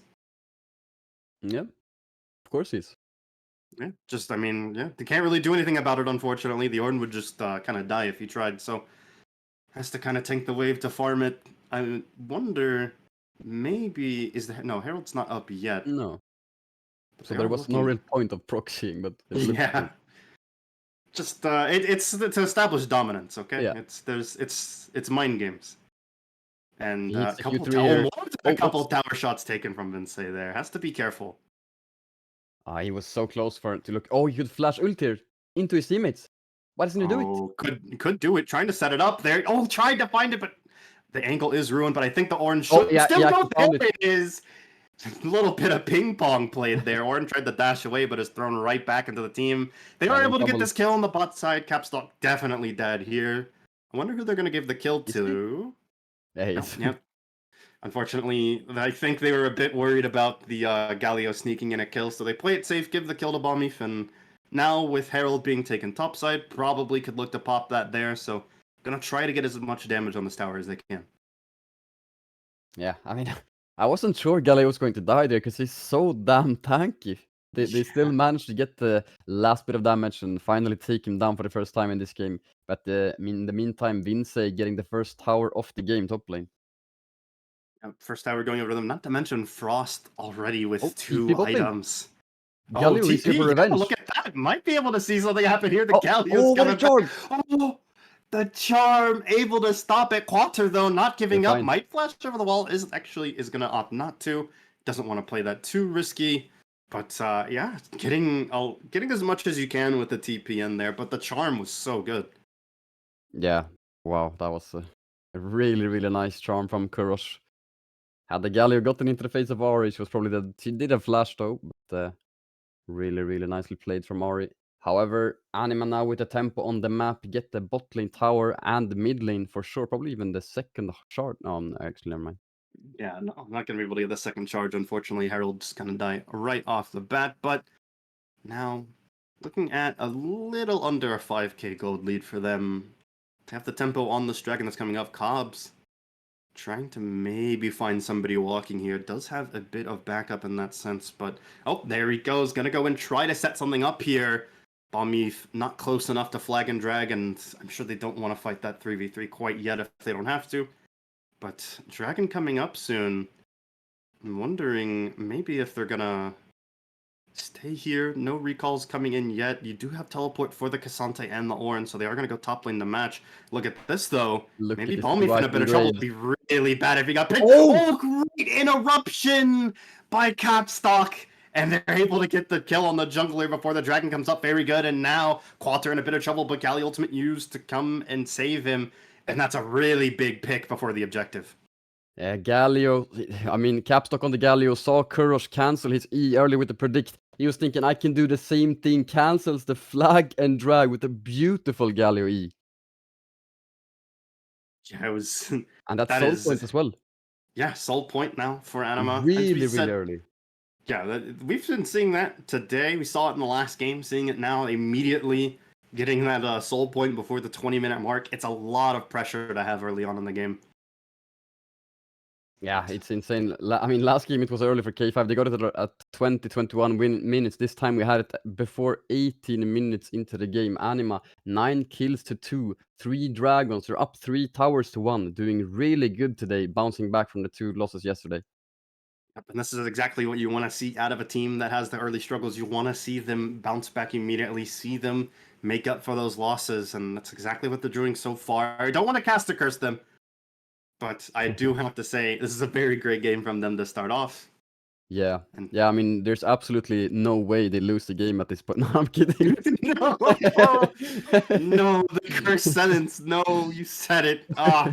If they lose, I have to blame you now. Yeah. I mean, But just look at Frost on the Graves right now. 6, 1 and 1, 2.5 items. Has a Ghost Blade Collector completed. Oh, or an ultimate. oh, look at that. Ornhorn Oh. gonna be able to knock up a lot Double of people. engage. Oh, very great synergy. Oh, It's no. just all going wrong. We shouldn't have said anything. I knew this was gonna come back and haunt us. Able to even find the Cassante trying to get away in the back. Spirit Rush gonna follow Yeah, I over think the he wall wins. as well. Capstock is as Oh. good as dead. They're trying to get something back here, but I just don't think they can. I think Varus maybe might be the next one to die. Oh, maybe not, but still 4 members down. I think we spoke too soon. Yeah, the Varus was nowhere to be found in that fight. 42 found a really, really nice window to fight, and they executed it very well. So Kurosh in the 1v1 against Vinci. I thought Vinci was going to win that because Cassante is a very good champion. But the clutch flash from Kurosh makes sure he gets the 1v1 there as well. Yeah, very well played from 42. Now they have a lot of potential here to start mounting the comeback. Gold lead now narrowed down to about 5k. No, that's just kidding, not 5k, 3k. I thought that was a 0, not a 2. Nonetheless, very narrow gold gap, slowly coming back. And we before the game, I think it was before it started, we talked about how 42 would have some easier times in the early game and then slowly start having a harder time late. But it does seem like it's not late game yet, but it does seem like so far they are doing a pretty good job of keeping up. Yeah, I mean, both AD carries are scaling right now, both sitting on Kraken Slayer, Varus building towards the Rage Blade. Meanwhile, I guess it's Infinity Edge for the Aphelios. I mean, they will start to deal so much damage in these team fights if they can just hit. And of course, the Ornn upgrades are coming in. He has now gotten the Unspoken Parasite upgraded from the Yak Show. And we'll see. I would assume it's going to be the Infinity Edge for Aphelios that gets upgraded next. As soon as he builds. Oh my god, the Oh damage. my god, yeah, that Aphelios Oh, it's died just. instantly. Oh my god, the damage from Frost was disgusting. Yeah, Baron is up on the table, and it's soon going to be taken down as well, unless 42 can find fight here. Oh, what a good follow-up flash from Quarter. They might be able to find the Ornn here on the side, but look here, the Rakan trying his best. It is going to be able to get the Aphelios out of there, or sorry, the Ornn out of there. Aphelios is dead, but nonetheless, able to get his team out. I mean, they are going to get Baron, but it could be worse. 42 Actually, are looking to contest here. Ari and Ornn still alive. Ornn just pushing mid lane is quite low, no ultimate, and the Baron is probably just going to be gone there. It is indeed. Yeah, no contest. They're just going to hand that one over. Gonna try to get the mid lane, but Capstock coming up and preventing that from happening. I mean, very good picks found by Anima there. Oh, and it actually is Night Harvest Regalio, so it is full damage. Oh, okay. So we called it interesting. I think I'd still call it interesting. I mean, it's going to be a lot of damage. Yeah, I mean, they are lacking a bit of magic damage. Of course, Yeah. there is the Karma, and the Varus deals quite a bit of magic damage, but still, they have the Kisante Graves, so, I mean, why not get some more magic damage in there? Oh, Nice this death could push be here. very bad. Oh, charm! Just a little bit That short, unfortunately. Yeah. Ari should have just waited 1 more second and went for the Graves instead. Not sure why they went for the Karma. Yeah, I think that was a bit of an ambitious charm to land. That was like would have to been like maybe stepping up a little bit more, just a little bit short on the range. But now dragging up in 14 seconds. Gonna be looking to secure this soul unless 42 can contest it here. They do have the tempo. They have to contest, but they're walking into a choke here. They Gee, have to walk into mid. that's not a spot you want to fight them in, especially with the Graves doing as much damage as he Yeah. is. You gotta be very careful in those close spots. But still, they managed to get the Prior here. Anima get the Uh-huh. mid wave, will crash. 42 trying to start up the Drake here. They will have to force a fight. Oh, we're seeing an Trillius. engage here. Trillia's is popped. Now look at this. Vince does have the blast cone angle. Could go in. I don't know if they know he's there. Now they do. Scrying Orb gonna spot him out. About 6k now on the dragon, Jarvan but look goes at this. They're gonna completely jump alone. right in Charping. He is dead. Just don't need it the moment he Wait. walks into Oh, the no, no, no. Graves. Aphelios is dead. Yeah, everybody just dead there, and it's just too much damage from the side of Anima. They tried to go in with the Rakan and the Jarvan, but the moment they step into the Jarvan's face, instantly all their health is gone. He's just way too far gone. That's an ace for Anima. They're gonna say, forget the dragon, let's just put... Well, I mean, they do get the dragon, but they're just gonna push this mid lane in. Yeah, they cannot end the game here, but yeah, they get the soul. And I mean, I have to go back to the point. 25 minutes ago, I said that Kisante would just go backline in the team fight, find the Aphelios, just throw him over the wall and kill him, and that's That's exactly what happened exactly... there. Yeah, that's exactly what happened. Yeah, Vince has been absolutely insane on the Cassante here. They're gonna be able to get this tower. Not Oh, much else whoa. though. Oh, Graves almost executed the tower. yeah, I saw that. That scared me. That was quite the heart attack. But luckily, he doesn't die. That would have been very tragic.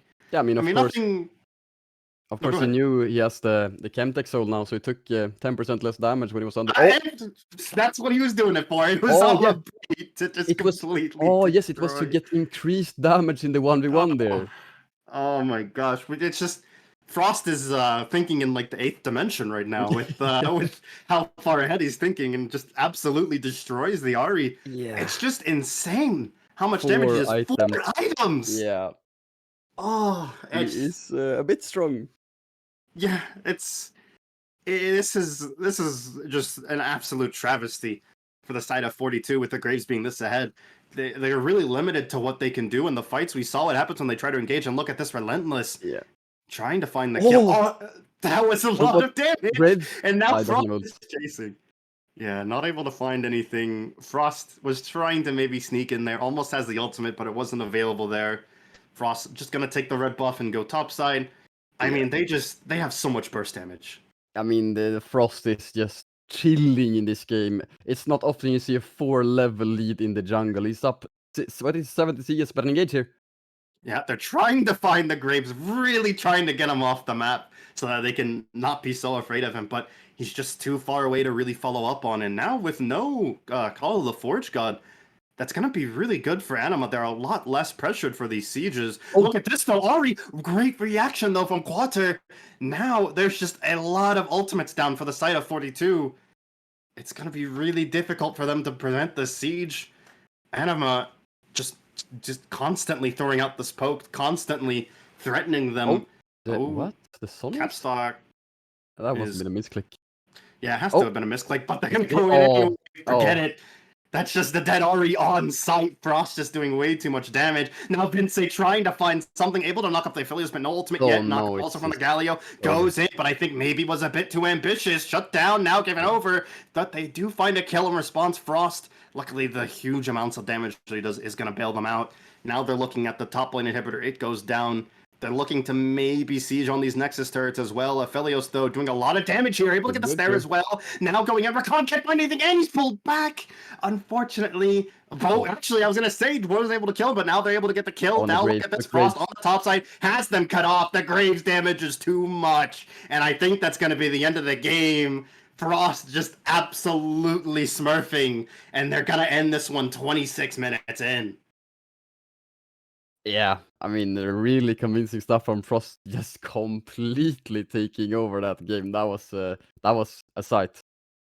Yeah, the Craves was just so good that game. Just any time anyone was in his auto attack range, just instantly died. Did have a bit of a trouble to start off with that tower dive, but if anything, it seemed like that motivated Frost for the rest of the game. I mean, yeah, after the slight mishap that he had enough, and he went completely insane for the rest of the game. Really, really good for Anima to bounce back after a tough 0-2 up against Carolina yesterday. And so getting their first win on the table, huge for them. Yeah, very big for them. I always like to see, uh, always like to see, my team doing very well. Always like to see the people I'm close to do well. But Basic, next time I'm sure we're gonna see your team win. We're gonna see Lightside Smurf. I'm manifesting it for you, my friend. Surely, surely. Yep, and we'll be right back. Going to be taking another break, but when we get back, we're gonna have a new set of casters. We are gonna have Carvis and Black Boxer, very talented duo coming up. I'm very excited to hear them play by play and color cast these next two games. Yeah. Thank you so much.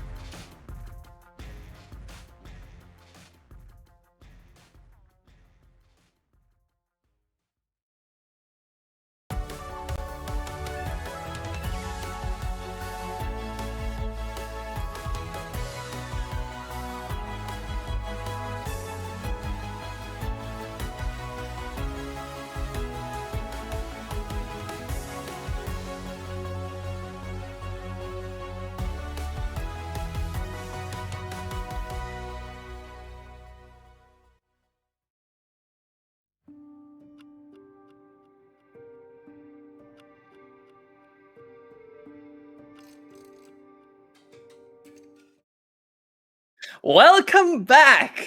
This is a hot summer evening, and we are here on the NLC broadcast. Change of casters to let the others cool off a little bit, enjoy the evening. My name is Carvis, and today I'm joined by Black Bloxa on Kala. How are you doing?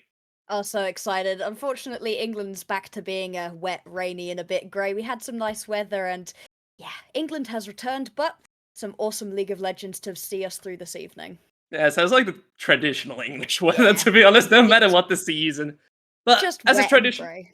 As a tradition, we need to get the games ongoing as well. First game for us is going to be Munster versus Venom Crest.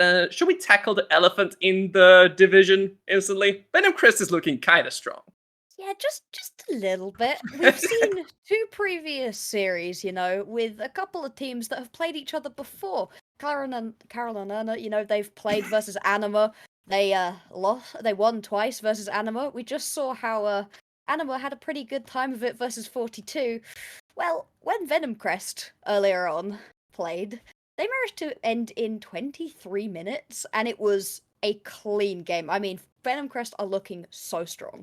Yeah, and it's not only their gameplay, just going by solo queue ranks, they are by far the best team in the league, with Kennel, their 80 carry, leading the roster, 1200 LP challenger. Just plays everything to an absolute T, and is a monster to deal with. Heh, the pun. I'm good at this. Anyway. Really is. I mean, just super strong. Everybody on Venom Crest, though, from Panda up in the top lane all the way down, like you said, are looking like they are going to be able to body their way through the league. I think for this kind of roster, losing 1-2 series throughout the entire split is a disappointment. However, when we take a look at the strength of rosters, I do think that Munster is one of those with an not necessarily equally as good, but up there level of roster who should be able to at least give Venom Crest a run for their money, if not take us a little bit of a surprise victory. Yeah, and definitely the player, in my opinion, to bring up is Kaga, the top laner for Munster. From what I've seen, is an extremely aggressive laner. Loves to play the Yone, the Darius, the Garen, Bruiser. I go aggressive, you die. But since I haven't seen too many Munster games, you may have a different point of view to how this team plays.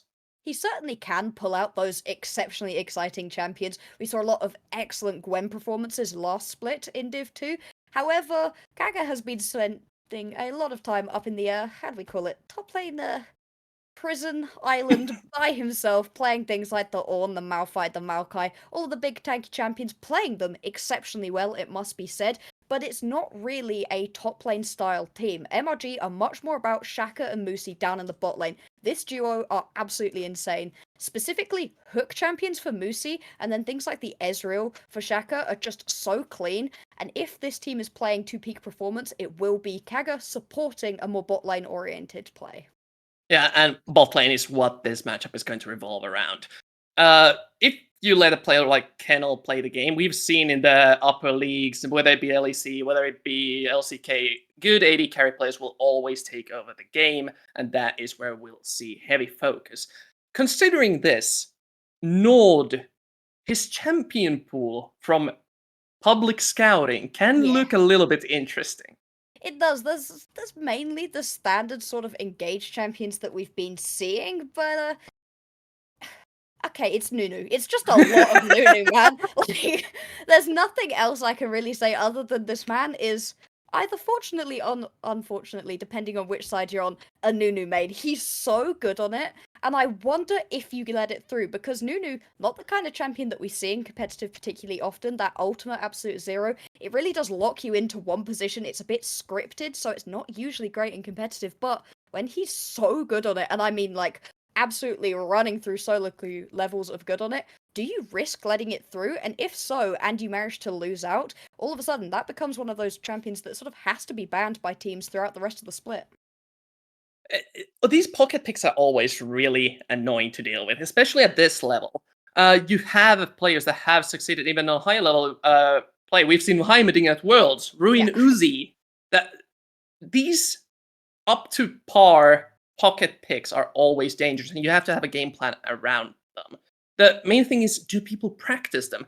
I saw a screenshot on Twitter just a couple minutes ago. Someone had picked Ivan Rengar in an official game. And people are starting to realize you can win games with these. Yeah, you really can.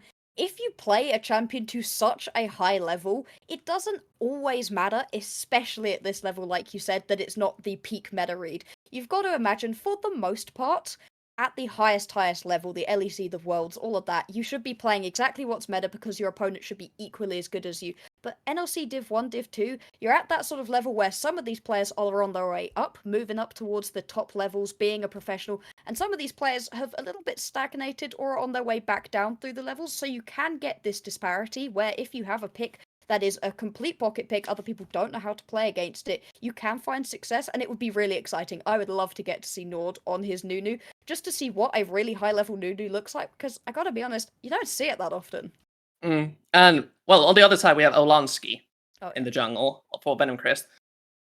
Will we see the Nidalee? The Nidalee is a pick that we haven't seen too often, but good Nidalee players are so damn scary. With a mid laner like Modliszka, Polish? How do you pronounce? Please help. Anyway, plays heavy utility. Annie, Lissandra, anything that can set up a Nidalee spear can be so scary to play against. Oh yeah, and it is a very different champion pool right here. It's not the Nunus. We saw a Kindred in the last game that Venom Crest played absolutely excellent.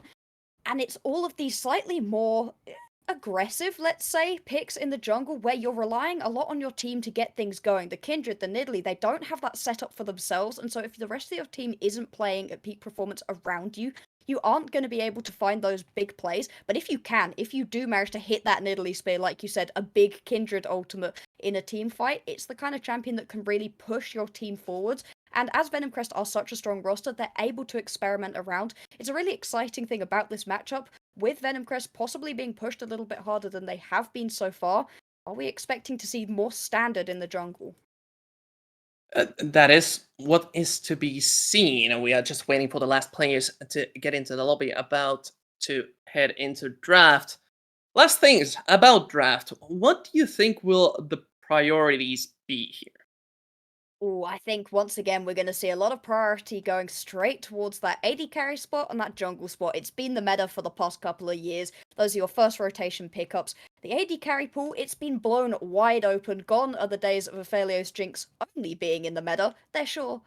He's still, they're around. You're still seeing them all of the time, but there are other things. Zeri managed to get through an entire draft, which, question mark ping, because that champion is busted right now, absolutely broken, but you can see really interesting picks down in the bottom lane. Things like the Draven keep popping up, floating around the edge of the meta, and because we know how much MRG like to play around that bot side, there is the potential for some big picks down in the bottom lane, so I'm expecting those to be picked up quite early on. Yeah, the AD carry is just a heavy priority, and by the player standards, Shakur versus Kino, Shakur lacking some games on the Aphelios from at least public viewpoint standards. Of course, players can be practicing anything in scrims, but at least from our point of view, there may be a forced Aphelios ban coming in for Munster. Yeah, you might want to just get it off of the board. You certainly don't want to give it up to Kendall, and like you said, because Shaka doesn't necessarily like to play it. The thing with that Aphelios pick is that you kind of lock your support into helping you out down in the bottom lane, and Musi likes to get roaming, likes to move across the rest of the map, get involved with Nord, even roam all the way up to the top lane, try to get something going there, and so the Aphelios can begin to struggle being left by himself quite so long. Possibly one of the reasons we don't see it so often, but like you said, we don't necessarily know what they've been practicing. Yeah, the Aphelios just lacks the type of mobility that Zeri has. Can go in with a team, can kite backwards. Well, Aphelios really prefers the enemy to run at him. He's not good at following up people other than with the Gale Force one-shot combo that is available once every 3 or so minutes. But we are soon heading into draft. For the third game of the inning, we get to see whether or not Venom Crest keeps their win streak going, or will Munster be able to challenge the predicted kings of the division, at least for now. I mean, recently Venom Crest have been on an absolute tear, jumped in NLC Divisions 3, 4, managed to win their way through that, up into promotions into NLC Div 2. They were really, really close to getting all the way into Div 1 last split, constantly threatening for the playoffs. And so this team, will they be able to keep their run going? I mean, only time will tell, but this is potentially a matchup we're going to see again later on in the playoffs. Top of the table things, double round robin here, so we will at least get to see it one more time, but I gotta be honest, I hope to see it in a best of 3, best of 5, because I think both of these coaches too have a lot of different drafts that they could pull out. It'd be a really interesting best of series. Yeah. The best of 1 is also a thing. Do we know the sides? I've completely blanked. If I we think know the MRG sides. are blue. Yes. Yeah, they are. MRG are blue. Okay, so with that being said, there are now new draft dynamics. Things gain priority. Things like, for example, Greg, as we saw in our first game, is a huge first pick priority for the teams as a flex pick. We know that Nord plays it, for example. Kaga probably can play it weak side, and sometimes it's even flexed mid. So against the top laner like Panda, it could be a good pick. Could definitely be. First of all, we're going to see this Kindred come off of the board, and then Nico and Annie, 2 big, strong mid laners. I'm enjoying seeing the Nico come off so that we don't have to, say, count the minions constantly. Maokai too, another one of those flex picks. Can see it in the top lane, can see it in the jungle, like you said. Currently, Gragas hasn't come off of the board. Also, Maokai really good at stopping these hyper carries. Able to, for example, Zeri stop in place with Twisted Advance, with the roots. She can't easily outrun them. And the Zeri now getting banned as a reaction to the Maokai ban. Correct draft strategy. Letting the Zeri go all the way through is, at this point in this meta, just a little bit troll. So it feels pretty good to see that one taken off of the board. Sheikah not going to let that one go through. Final ban right here. Who do you want to target? Kaga being left completely alone. More bans going towards that middle part of the board. Alright, and Moosey not going to see any of that Milio. Yeah, the Milio makes the affiliates a lot weaker, but here's the LeBlanc Static Shiv is operational. We've seen this a couple of games. Teams have been speculating, is this worth picking on Blue 1? And some teams have determined it definitely is. MRG have gone absolutely. Influentic is a young gun looking to make his way through the NLC from Sweden. Oh, and it's the kind of pick you know that he will like. The response will be the Aphelios. You can get a really strong duo right here. Hovering up onto Lissandra, this would be an absolute power duo. Like you said, Aphelios likes it when you run at them. Any sort of champion that can help out with that. You also have the ability to get that really premier bot lane of the Aphelios plus Thresh still left open. Tom Kench also an option to consider with Aphelios. Both of those are really good at repositioning the AD carry. And with the Cassandra being locked in, they are looking to respond with Nami. a very aggressive bot lane of Lucian. Nami, the Milio has been banned out, and Nami pops back in. Yeah, Lucian Nami, it's one of those bot lanes that you hear said next to each other constantly. This would be a really odd one. You don't often see the Aphelios plus the Leona, for the reason that we highlighted earlier. Aphelios wants to sit with his support, helping buff them up. This would make significantly more sense. There we go. Does get locked in. Lulu plus Aphelios. Lucian Nami, though, that's a very aggressive bot lane versus the kind of bot lane that wants to sit back and chill. I can just see that polymorph out of touch being incredibly important. Yeah, well, the teams are already showing their cards a little bit here. Blue side, complete aggression. We go in, we look for pick, we see red, we kill. Meanwhile, Venom Crest, okay, calm down a little bit. You're gonna sit down as a squirrel for a little bit. One of you is gonna go across the wall over to the river. Maybe we can just let you guys run at us and try to play around that. And the bans reflected by gets taken out. This would provide another point of access to the key AD carry that Kennel is playing. You just have got to make sure right now, as Kennel and Touch, that you can sit back and allow the game to come to you. This is an incredibly strong duo in the bot lane, but you need to be safe. Jarvan, again, another one of those junglers that Nord likes to play and that gives you backline access. A lot of those big backline access champions have been taken away. The Nunu is still available. Don't expect it to be picked in necessarily, but just bear it in mind. I'm also surprised that Gragas has lived to see the day. Even to phase 2. Clearly, Monster wants to focus on the mid lane matchups, trying to make Influentic's life a little bit easier. Lissandra, one of those really annoying ones. I'd probably ban the Ahri as well, just because it's annoying to play. Yep, there it is. Yeah. It's annoying. It's an annoying matchup. You can react to distortion with charm. You get out pushed until the static shiv is up. Nocturne would have been extremely interesting. Not sure about it. Nocturne's one of those champions that likes to dive in while Aphelios wants to play back. Hovering the Nunu as well. That's a little bit of BM, exactly what we like to see. In the end, it is going to be the Lee Sin. I love it. Onsky going into the backline. Like we said, if you can get that insect kick off to get the Lucian into the backline of your team and just blow him up, all of a sudden a ton of the damage from MRG just immediately disappears. We said it was a possibility. It has been let through. Do you want to let it go through is the question. MRG, you know Lord likes it, you know he's really good on it, and showing it in the first game of the split is a good place to do it. If it doesn't work out, oh well. And if it does work out, all of a sudden, enemies have to ban it. Okay, they do put their eggs into the Nunu basket. I love it. This is one of the games that Nunu may worry. There is currently nothing that can stop the Nunu. No. What I'm worried about is a mid lane pick that can somehow hamper this. Something like a Cassiopeia. Cassiopeia. Yeah. Cassio could be really annoying to deal with. Anivia, a little bit rarer of a pick, but absolutely ruins Nunu. The Gragas.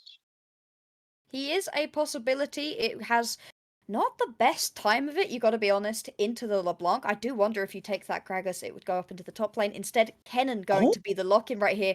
Kennen versus Olaf is not the kind of matchup we see too often. We're too used to top laners being on tanks, but it's a much more interesting matchup where all of a sudden Kaga doesn't get the free lane that Olaf often gives you.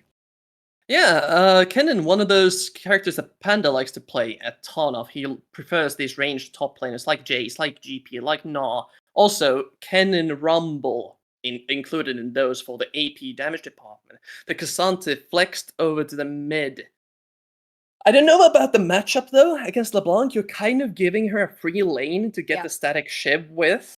But the two get pushed in, and then the Cassante stuck under turret, catching the wave, and LeBlanc free to roam around. Kind of exactly what you want.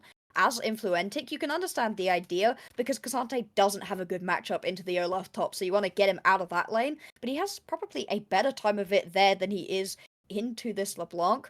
I think, to be honest, Venomcrest might have been a little bit thrown by this Nunu pickup. The Nunu's just really annoying to deal with. Yeah. It's the cheesiest jungle pick, along with like Shaco and a couple of others. Like Evelyn would go into that category. And Nunu does it in a way different way. The early game burst damage, the pathing that he can take to the Q true damage, just melting a single target camps. So damn annoying to scout against. We could even see an early invade just to get full knowledge of how this new paths. And around objectives, the ability to deal so much true damage to objectives, it changes the way that you fight. All of a sudden, you've got a situation for Monster where you are trying to get in onto these objectives and just burst them out as quickly as possible, control the map that way, and we have such an interesting split between these two teams. MRG, early on, we need to see the Lucian Nami get ahead, the Olaf get ahead.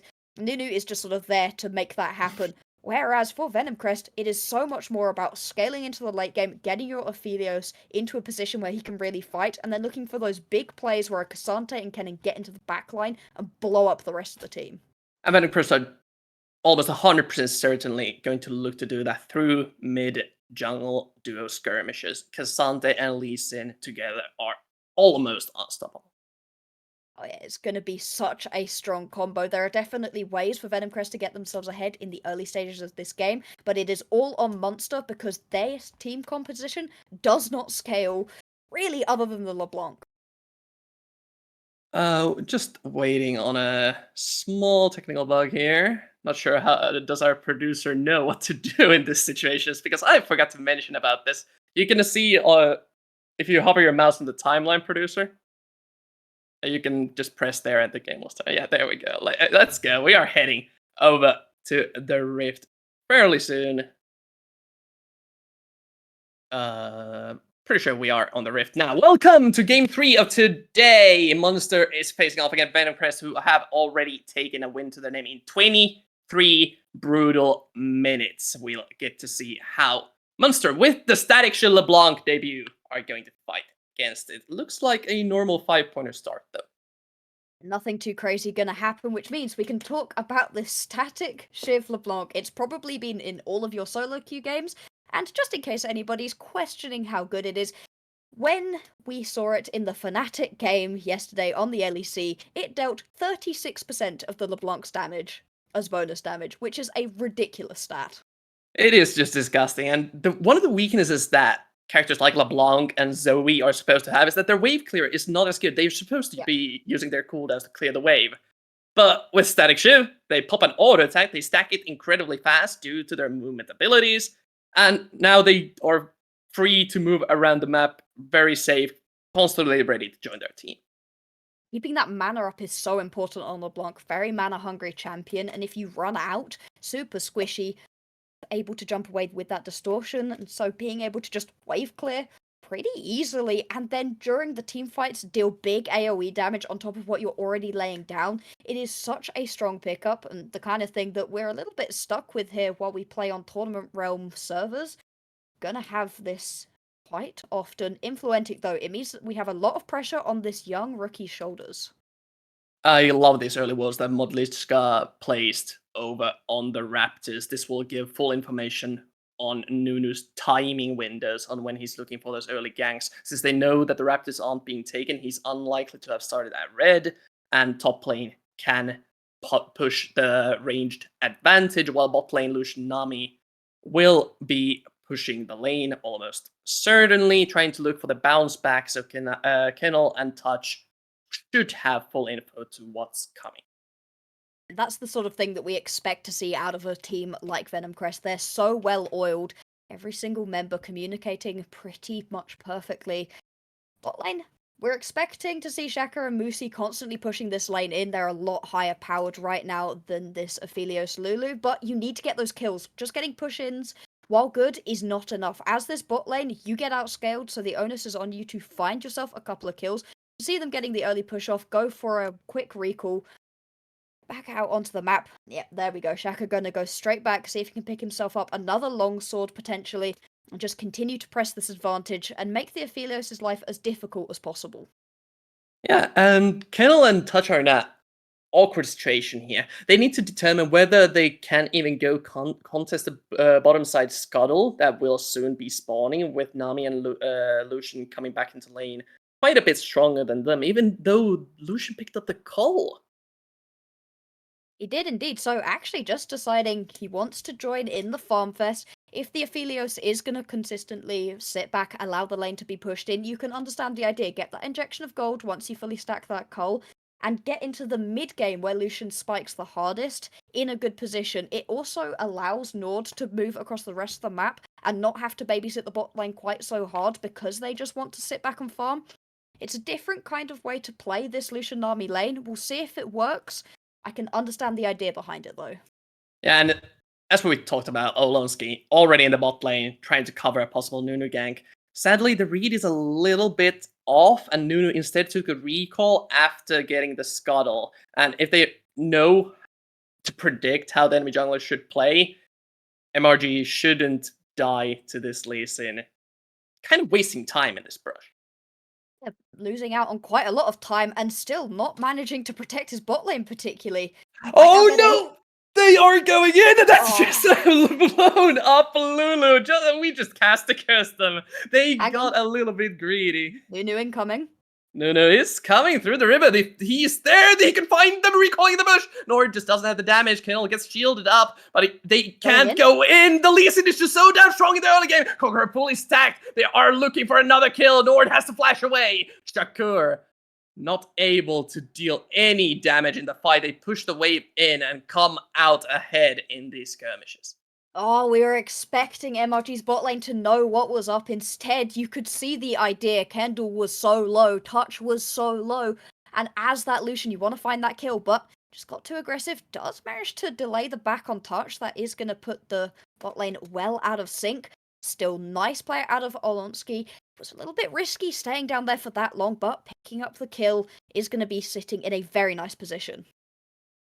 Yeah, that was probably as bad as it could get, with Olonsky being the one to get the first blood. It gets the early Iron Spike whip, gets insanely strong on these early level skirmish power spikes with every additional item in his inventory. Now he can try to start moving the advantage across the map, maybe in the top lane, maybe even start invading the Nunu.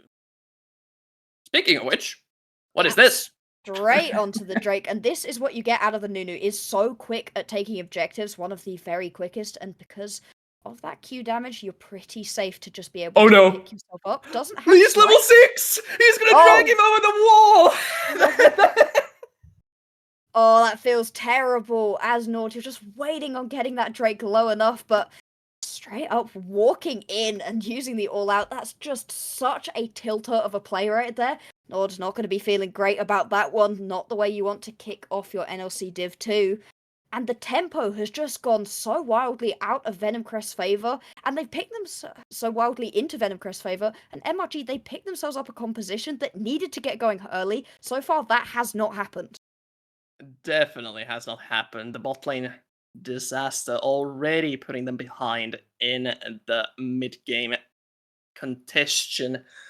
But now, with the Dragon already getting contested by the so damn strong Cassandre, can misplace the Nunu whenever he's trying to take objectives. No matter if it's the late game, no matter if it's the early game, if he's level 6, the Nunu 100% is going to get ulted away. Just dragging him out of any of these potential fights removes so much of what is good about the Nunu. When the Nunu was picked in the draft, you were sat in a decent position for it, but oh, hang on, might be getting way caught.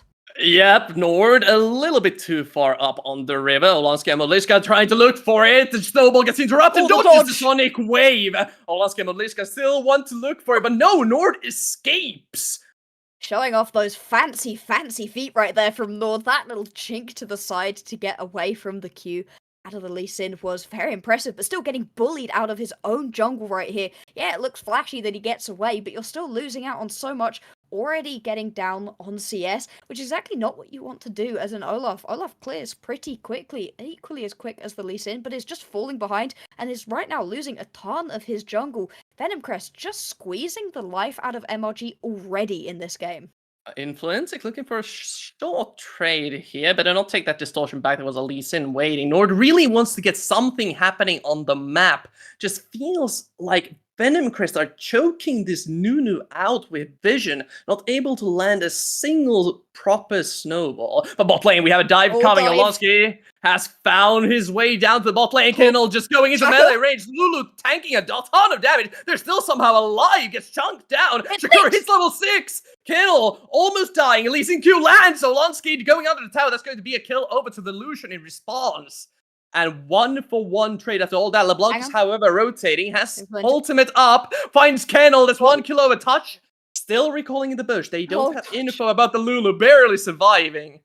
And that skirmish going for Munster after a small misplay. We could see a small trade here, but I don't think this Cassandre is ever catching the LeBlanc. Just gonna fizzle out right here. You can see the idea. You've got a super squishy bot lane in the Lucian army. You want to shut them down. Make sure that at no point in the game are they a strong pairing, but it's a little bit too aggressive on the dive. Unfortunately, if Shaka had put that ultimate through just a slightly different angle, could have picked up a couple more kills. As it stands, though, oh man, that's Aftershock now gone. Influentic doesn't have his ultimate, sadly, to continue the trade with Musi. As you said in draft, roaming constantly, even in the Lucian Nami lane. Just gonna get all across the map. You cannot cage Musi into the bot lane. He wants to just see where else he can be at least a little bit aggressive. Still gonna head back down towards the bot lane because as the Lucian army, the power is in the duo. They have to be together most of the time. This first Drake, 10 minutes into the game, hasn't really been threatened beyond that initial Nord trying to go for it, getting caught out by the nice play from Cassandre. And at this point in the game, we're sat at a pretty close position. No real difference between the gold. No real difference in the gold, but a real difference in itemization. We might have to look at bot lane because there's a snowball coming, Lee Sin waiting in the brush, and they just disengage that. They see the Sonic Wave flying towards them. I don't think they can fight without Nami level 6, such a huge interruption tool. Both mid laners now starting to rotate, could even have a small skirmish of their own, but no, yeah, it just gets diffused. Something I wanted to bring up though, Drake. Cassante has a very interesting item. Indeed. Hang on a second. Got a little bit of a fight right here. And it is going to be the Drake going over to Venom Crest. Influentic can go for this. Yeah, mid lane, Influencer is looking for something. He's worried about Cassante ult interrupting the distortion. So he just can't go forward. Kaga not enjoying this at all. Look at this wave right here that Kaga's not managing to pick up any of it right now. Really was expecting to have that Olaf into Cassante matchup, which much favors the Olaf, instead getting bullied out in this ranged versus melee. And like you said, really interesting item build right here. Out of Mozka has decided to go towards that Knight's Vow, likely going to put it on top of the Aphelios, and just try to protect Kendall. That's all you need to do, because you have the damage out of the Lee Sin, out of that Kennen, that Aphelios. You do not need to be another bit of damage for your team. What you need is to keep them alive. You can just get into the backline right here as the Cassante disrupt everything that's going on. That is where the power is going to come from this champion. Touch eating a huge chunk of his HP bar through the Kali, and Kennel looking for more with Olansky behind him. Sniper lands, that's going to be a root on the Shakur at any moment. Olansky lands the Sonic Wave, and that's going to be a flash backwards. Looking for something, maybe a failed insect. Not sure whether he want to go in or not. With that, blue team under the tower managed to defend another gank down the bot side. Kaga, though, going under the tower. Panda is going to fall. What a play right there out of Kaga. Knew that the dive was coming, and Panda just got too aggressive. Took a couple of turret shots. Fight bot. Yeah, there's another fight going on. They don't want to retreat. It's a 3-on-3 lane now. Olansky picks up the kill under the tower. Watch opposite way. Won't take any damage from that. Nuno ultimate, but Influentic is here. Needs one more hit. That's the kill finished. Another one traded over. Nord and Influentic now in a fight against the mid laner and the support. Touch almost no mana, though. Going to be a hard one for him to win. Modliska could get an ultimate. Goes behind the wall. That's his kill secured. Influentic cannot continue this fight. Once again, the all-out just gonna catch out Nord. Gonna go down, but big fights all across the board. Kaga finally fighting back in his top lane matchup that has been misery. Down towards the bot lane, though. Once again, Nord just not managing to find that big impact on the Olaf. It was looking terrible for Monster until Influentic arrived. He's now sat 2-0-1 in a very decent spot, but so is the Cassante, and not because of anything that has actually happened in this mid lane. Both of these champions just pushing in their waves and roaming constantly. It's working out for both of them so far. Static Shiv has been built though, and so just going to be dealing more and more damage as Influentic, and you'd have to hope that this LeBlanc is going to be more impactful in the game, but so far the all-outs out of Monska have been the bigger impact. And no, that is not a Nico walking down the bot lane. That is a Herald walking all the way from base. Yeah. Nord kind of forgot that he has to use that at some point, and this is how they're going to use it. And somehow, Venomcrest not ready to respond to it. That's going to be a free charge in from Shelly. And they could even look for the dive. The Nunu ball lands. Culling takes a bunch of damage, and Modliska has to rotate it in. Huge Infernum ultimate onto Moosey, almost killing him. But with that, mid lane, again, getting pushed in by the Static Shield LeBlanc. Going to feel pretty good right there for MRG, picking up a color pool of turret plates and putting it into their most impactful lane. And at the same time, you managed to drag the Cassante down into the bot lane, meaning that there's been a big wave pushed in once again for Influentic. Oh, no. He's sitting in a very good position right now. Bot lane, again. Here we go again. And the Snowball lands, gets polymorphed. Olansky ready to fight. Once again, bubble onto 2, but it's not going to be enough. Nord has to flash away, almost dying. Influentic has also rotated over. Ethereal Chase misses, kick onto 2. Lands the Sonic Wave on the Moosey. Can he finish the kill? One more hit, that's it. And Kamina like Panda. He likes pandas and he also likes money. Just diving in. That's 5 members of Venomcrest down on this bot side. The rotation clean out of Venomcrest, getting more members down into the bottom lane. They're going to be able to take out the majority of this turret, if not all of it, and the response just isn't there. Influentic, he's going to die here.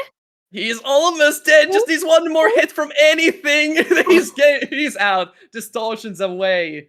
Barely making it back. And all this time, as Olaf was trying to get something back on the top side of the map, Cassante teleports in and just matches him. They aren't getting anything, even though Venom Crest committed hugely down the bot side.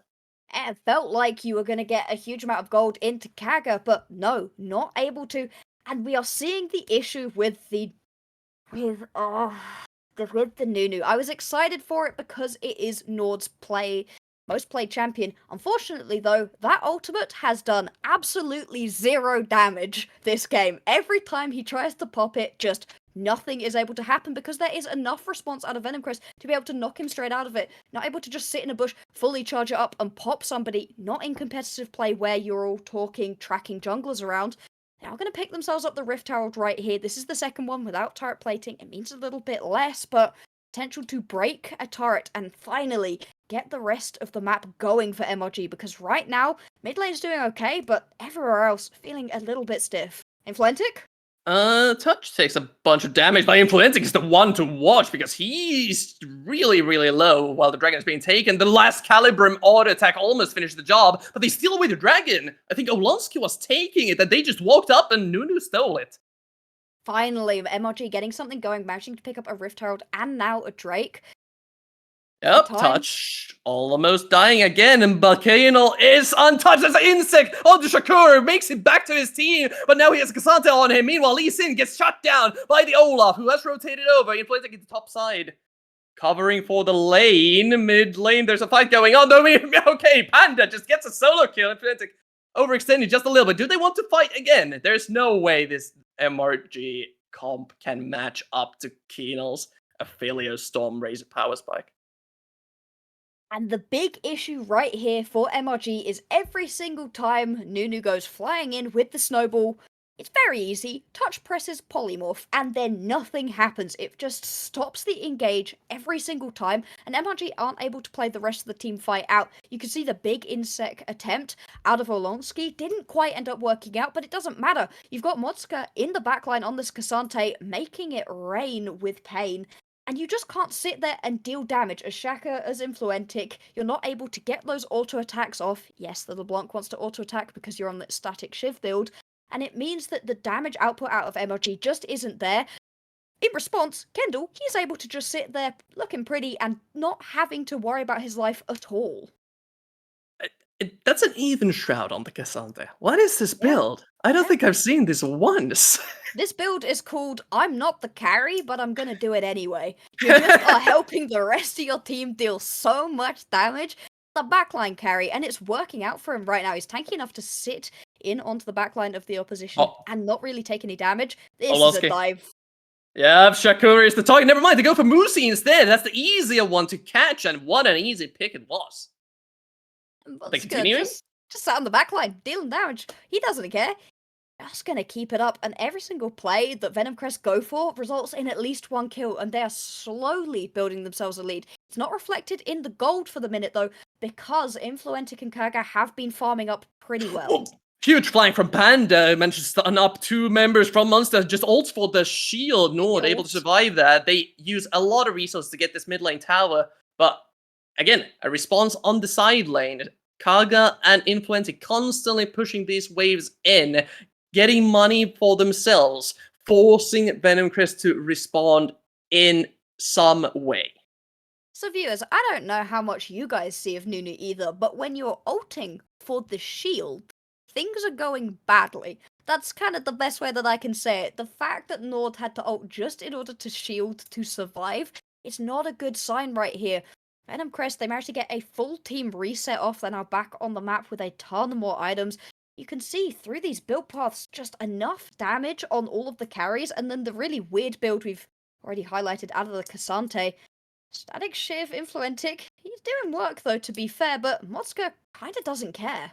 It's gonna take a couple more rotations for that Cassandra to ever die to the LeBlanc. It's a very good response, and now with their ultimate down, they're actually looking for a Shirley pops. Olonsky just full combos, Influentic down, slowed up, has to flash away, distortion, still slowed. That's gonna result in the kill, and the summoner burns eventually. There it is, with the E picked up.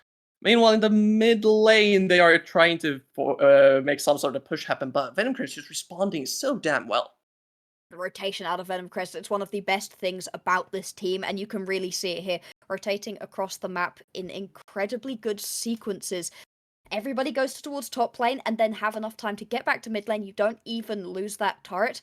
You can see whenever they recall, Olonsky's just going to have to run away in this situation. Will get out though. But every single time you see one member of Venomcrest recall, there's at least 3, if not the entire team, going back to base at the same time. It means that they're always out on the map at the same time, ready to fight together, and you don't end up in situations where 4 members are ready to fight and somebody's had to go back to base, pick up an item, and isn't there ready to go. And you can see it in the item power spikes as well. 2 items completed on almost everyone. Who cares about the support anyway? They're there to press some buttons on the carries, and no matter how many items they have, it's going to be useful. The dragon up in 20 seconds. Munster would want to contest this, but it's really difficult with Venomcrest having the front line to tank all of these initiation attempts from Munster. Nord, with the itemization not dealing too much damage, would have to find a flank somehow. You've got the TP on Panda. He's still just pushing in the top lane. Now gonna come down to join. You have got that potential ward in the Tribush towards the bot lane as well. Gonna walk it for the minute. Big fight here.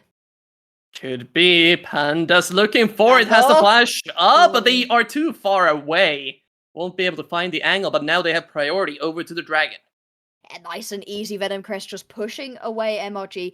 Get to walk straight over towards this Drake. And do you even contest right now as Monster? You kind of have to. Snowball coming in. Snowball coming in. They also have the LeBlanc on the flank. Just need to watch out for Panda. Malishka won't find ultimate yet. Olaf, once the target touch, is almost dead. Won't be falling. Inflentic picks that one up with the static shiv auto attack. But now the rest of the team may have overextended a little bit, kiting backwards. Malishka, once anyone just gets interrupted, flashed in, but didn't find a single target. Shaku gets insect backwards. They have the damage. Keenel picks that up. Inflentic now away from his team, stuck inside the Baron Pit, distortions away. Venomcrest may have found the target to secure the dragon. Oh, and that was one of the better team fights out of Venomcrest. You still have jungler up. Nord could go for the steal. Does have flash. They are looking for Inflentic still alive. No, the Infernum! No, the Infernum Calibrum is able to finish that one out. Now, one less auto attack is in range. That's another kill going over. Keenel on the Aphelios doing so much work. And it was going well for MRG. They managed to avoid the main Cassante engage. Things were feeling good, and then just one Lee Sin-Q hits for Olonsky, and everything changes. The Insect Shakur gets pushed back. You're going to pick yourself up the Drake, and more importantly, turn this into a Baron. With Nord not up again for another 10 seconds, this one should go over nice and easily to Venomcrest. There's nothing really that MRG can do, and that has kind of felt like the story of this entire game. MRG occasionally finding plays, but just feel like they're slowly getting squeezed out of this game. Yeah, they just don't really have a power spike to play around. All of their key attempts to make this game go their way were in the first 15 minutes, with the LeBlanc, with the Lucian, with the Nami, with the Olaf. I feel if I have a 1-3-3 Nunu at 24 minutes, there's been some opportunities missed or failed to be set up. It's just not the way Nunu wants to play the game. Oh no. Okay, bye-bye, Moosey. Yeah, that's some sushi right there. Okay, flashes over the wall. Okay. Saved himself. Did have to burn the flash, not ideal. Once again, you can feel MRG getting pulled across this map. And are going to split push up down towards the bot side. Push in through this mid lane.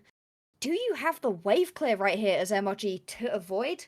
I have to pop the culling as Shaka just to dissuade this push right now. Getting slowly but surely squeezed out. Inflentic again hopping in, trying to burst down the Lulu, force the ultimate out of touch, but they're not biting. Venomcrest know that Monster doesn't have the damage to fight them just yet. They can keep pushing with this Baron, force someone to respond to get Kennen eventually. Oh, that might be going in, but Lichka again in the front lines, unstoppable. Tidal wave used. Won't hit anyone. Gonna walk this one out is Venomcrest. They got the turret, they have everything they want, and don't need to overextend and get themselves into a bad position. Every bit of Venomcrest play feels well coordinated, continually pushing forwards, but not too far at the moment. Just this series, Kendall hasn't felt threatened. You have to get on top of this Aphelios, otherwise you're just gonna get taken down. Whoa, Inflentic jump scare is almost down. Uh-oh. Olonsky may have overextended under the tower. Gordrinker heals up a bunch. How did he kill him? I don't even know what LeBlanc died to, but that's a shutdown going over to Kaga. Once more forces Panda to Kendall? retreat. But Kino, Kendall? what is he doing? Just rushes straight forward. This man does not care. Absolutely feeling himself right here. You're going to see the teleport coming in from... That's from Panda as well. Pushing, honestly, towards the end right now. You're missing Influentic. You're missing Moosey. Can at least push onto this inhibitor. Panda just takes the kill. He secures a Nord. Just trying alone now to defend this bot side. Push from Venom Crest. Mid lane tower is close to falling with Cassandra pushing it. And now Venom Crest, 7k ahead, are starting to feel themselves. Absolutely in control of this one. It felt pretty close for the first 10-12 minutes, but that's the thing. It felt close. And MRG drafted themselves a composition with the Lucian Nami with the Olaf top lane that needed to get ahead. Cannot play this composition from an even or behind state, and unfortunately, Venom Crest were able to counter everything that was going on. Nord hasn't found those big ganks with this Nunu, and more importantly, hasn't found any of those big Absolute Zero ultimates. Touch might be a little out of position here. Does have Kendall. Yeah, the Lulu would be a good target to get a pick on, but Keno's just so damn scary. 3-item affiliates, you know what to run at that. Yeah, just able to walk that one out. Just shows you what's happening to MRG. Possible flank here. Yep, does have the flank. Maybe looking for some sort of fight. Again, Kennen split pushing on the side. Mid lane inhibitor tower on the siege. Gets taken down. Influentic almost falling. But they have found Aphelios. Now's the time to peel. If ever, Nunu's in the backline channeling. Panda's huge! They get the shutdown on the Aphelios. But do they have the damage to finish the rest of the fight? Olonsky so strong. Double kill to Panda. Influentic now only one. Well, he's not alive.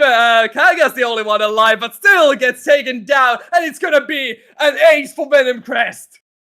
Triple kill going over to Olonsky, but Panda was the main man in that fight. Finds the flank, going around the back behind this turret. Gonna be able to pick up the base right now are Venom Crest, and they are looking dominant in this league. They are looking extremely good. They might not. They can't finish the game. They're just taking the inhibitors. They don't. Okay, there's no point in over pushing. Monster still has a breath of life in them.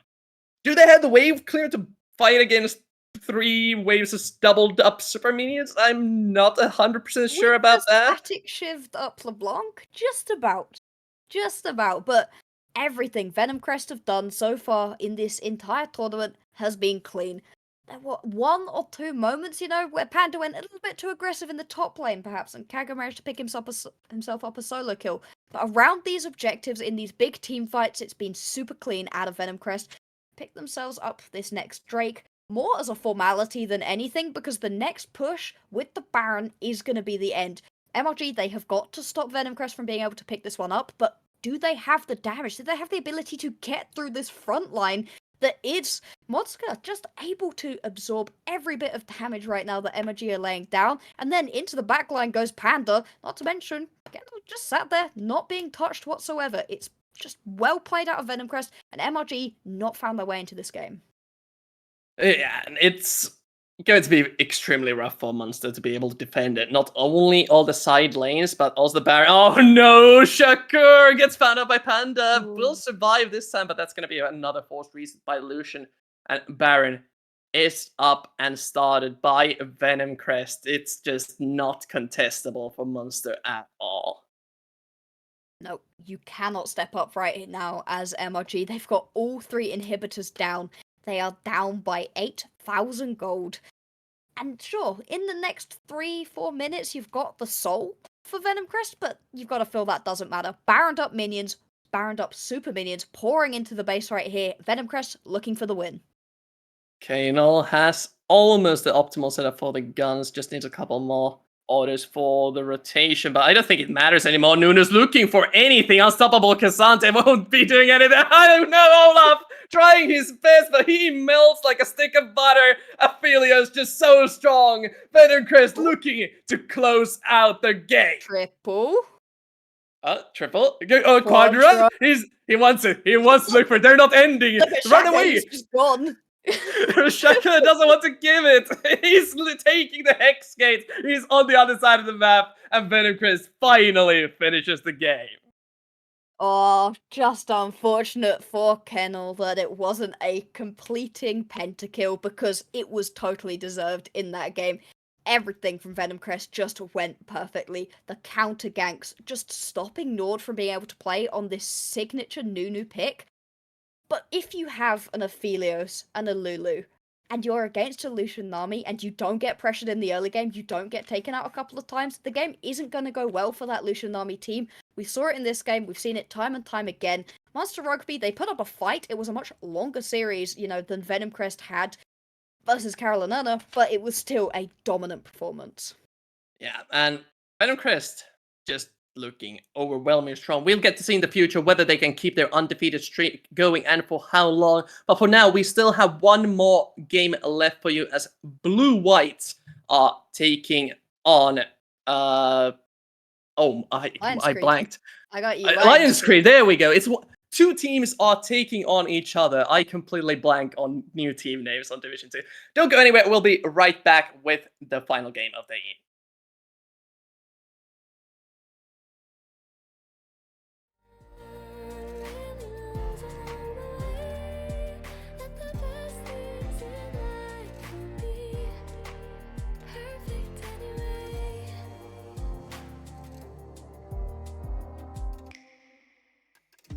Chase the wind again, knowing just what they'll say.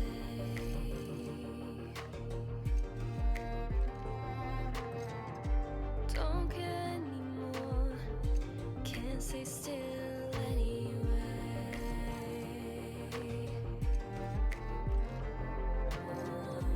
Lines begin to show, we feel broken.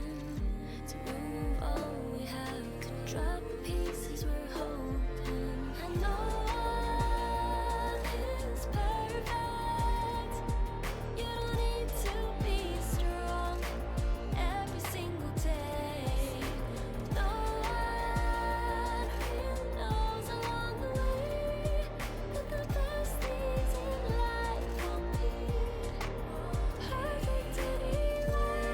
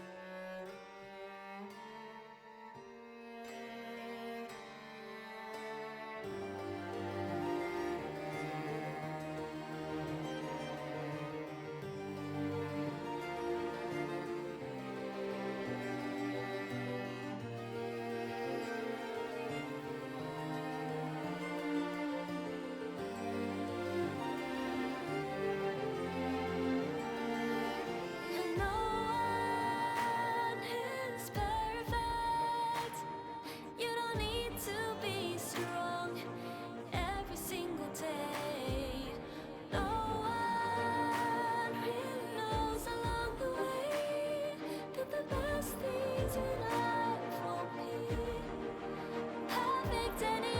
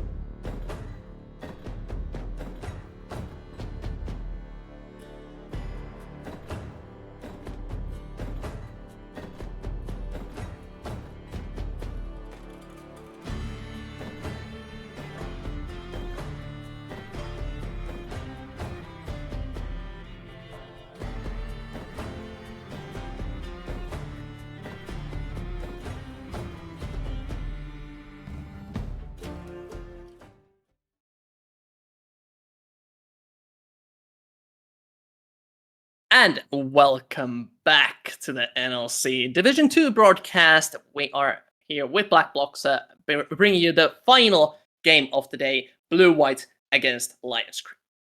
Gonna be super exciting. We're expecting this one to be, I gotta be honest, even closer than the previous series. Venom Crest looking like the strongest team that we've got in this NLC Div 2. Blue White's Lions Creed, super exciting rosters. Blue White specifically, really excited about this roster. They've got a couple of players who play things a little bit different, a little bit interesting. I mean, there's a Viego that's gonna need to be banned. Yeah, Bobas. Interestingly, 3 members of the new Blue Whites roster are formerly of Espegada from the previous season, completely revamping their roster after promoting from Division 3. Only remaining member is Mörke, also known as MKR now on the tournament realm, so that's probably the name that we'll be using, I think. It's gonna be weird for me since I've been casting this dude for like 3 years using the name Mörke, but I'll try. There's a lot of Finns in this one, aren't there? When There- I was looking, Blue Whites were a full Finnish team in Div 3.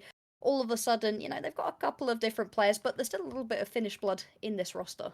2.5. Baltox is Estonian, but speaks fluent Finnish and lives in Finland. So I guess you'll take him then. You claim it. he has assimilated into the Finnish community. But on the other side, Lions Creed, and nothing to scoff at either, with some returning Division 2 members from the previous season. Emil in the mid lane, formerly of Fourth Wall, now in Division 1, joining Lions Creed back in Division 2, and Spiky on the bot side, AD carry player, formerly of LLS. We saw him do an absolutely insane performance in the playoffs. Yeah, likes to play a couple of the AD champions mid. Things like the Ezreal, the Tristana continually popping up in the scouting that we've been doing, but just a really strong player overall. I followed a lot of Fourth Wall last split, and Emil was really good. Was kind of the, how do I put this? The rock that managed to keep that Fourth Wall roster from drifting asunder. They were fun, they were really good, but they needed somebody to be calm and collected and to not allow everything to explode constantly. That was Emil. He was a really nice, consistent player, had very standard mid lane champion pool. Really enjoyable to watch, so going to be exciting to see him again. Yeah, each team has one of those backbones that you can play around. And for Blue Whites, Mörke, the only MKR. I need to get that out of my head. This is going to be so fair. He is the only remaining player and generally the one that they have played around. But now they have a lot more carry potential on their team. The mid laner changing from Massivine, who was mainly a utility mid laner, over to Pomo, who broke his wrist 2 days ago and still playing. Yes, this is not a joke. This is not a haha broken wrist. No, actually broke his wrist and is still playing. Mid lane, I guess technically a slightly less wrist intensive role than AD carry say, but only just, and definitely when it comes to playing League of Legends, being able to move your wrist tends to be helpful, so we're going to have to see how he's able to get away with that one. The rest of the roster, though, for Blue White, still looking pretty strong. Blue Cash up in the top lane. The last game that we saw them play in this split was on the Ornn, but the rest of his champion pool is much more aggressive. Things like the Cassandra, the Olaf, the Fiora, all of those champions being played consistently. So it'll be really interesting to see if we do get an exciting, explosive top lane matchup, just like we did in the previous game. It is extremely likely, with Akil laning up against MyCash in the top side. Akil also a very, very aggressive top laner. He has, kind of similar to the previous game, Darius, Olaf, Garen, Aatrox, I go in, I kill. And unlike Munster's top laner, he doesn't really have any sort of signs of playing utility champions. The only ones that I could find are Gragas and Sion. Yeah, it's a lot more aggressive, and God, would I like to see another aggressive top lane matchup. It's always so much more interesting for the game when you do get to see that. The thing is, though, both Bobas and both Holiday will be dragged across the entire map if this is the case, because you have to put some time into the bot lane at the moment. You can't ignore it. Mid laners at the moment kind of are just the utility. They like to push their waves in, roam around, and then top lane, because that is also getting aggressive, as junglers, yo-yos back and forth, and it means pathing correctly and utilizing your time excellently is exactly what you need as a jungler, so we'll be tracking these two to see which of them is able to better roam across the map. And yeah, the junglers are going to be key. With the pools that these players have, we could have the entire game, to be honest, be pretty explosive. Yep. Just because if the Viega's not getting through, let's be real here. Nah. But there are a bunch of others. We've seen Kindred, like you mentioned, with Venomcrest jungler has been showing up a couple of times, has been showing up in global play. There's things like Rek'Sai that has been showing up even as a flex pick in top. Yes, please. That would be super fun. That would be super fun, but I don't know if the players have practiced it. It's mostly a solo queue thing that we've seen. A little bit unlikely, but then you've still got the Vi and the Jarvins, all of that kind of pick. The champion pool in the jungle is also pretty interesting. This is why mid lane has turned into a little bit less of an interesting lane, because all of a sudden top's playing aggressive things, the jungle's playing aggressive. You know, what happened to just chucking the poor jungler on the Sejuani for the 70th time this split, and just saying, hey, you just have to play utility, the rest of us will get interesting. Instead, mid laners, all of a sudden it's their turn to have the load of the rest of the team. You know, be our utility guys.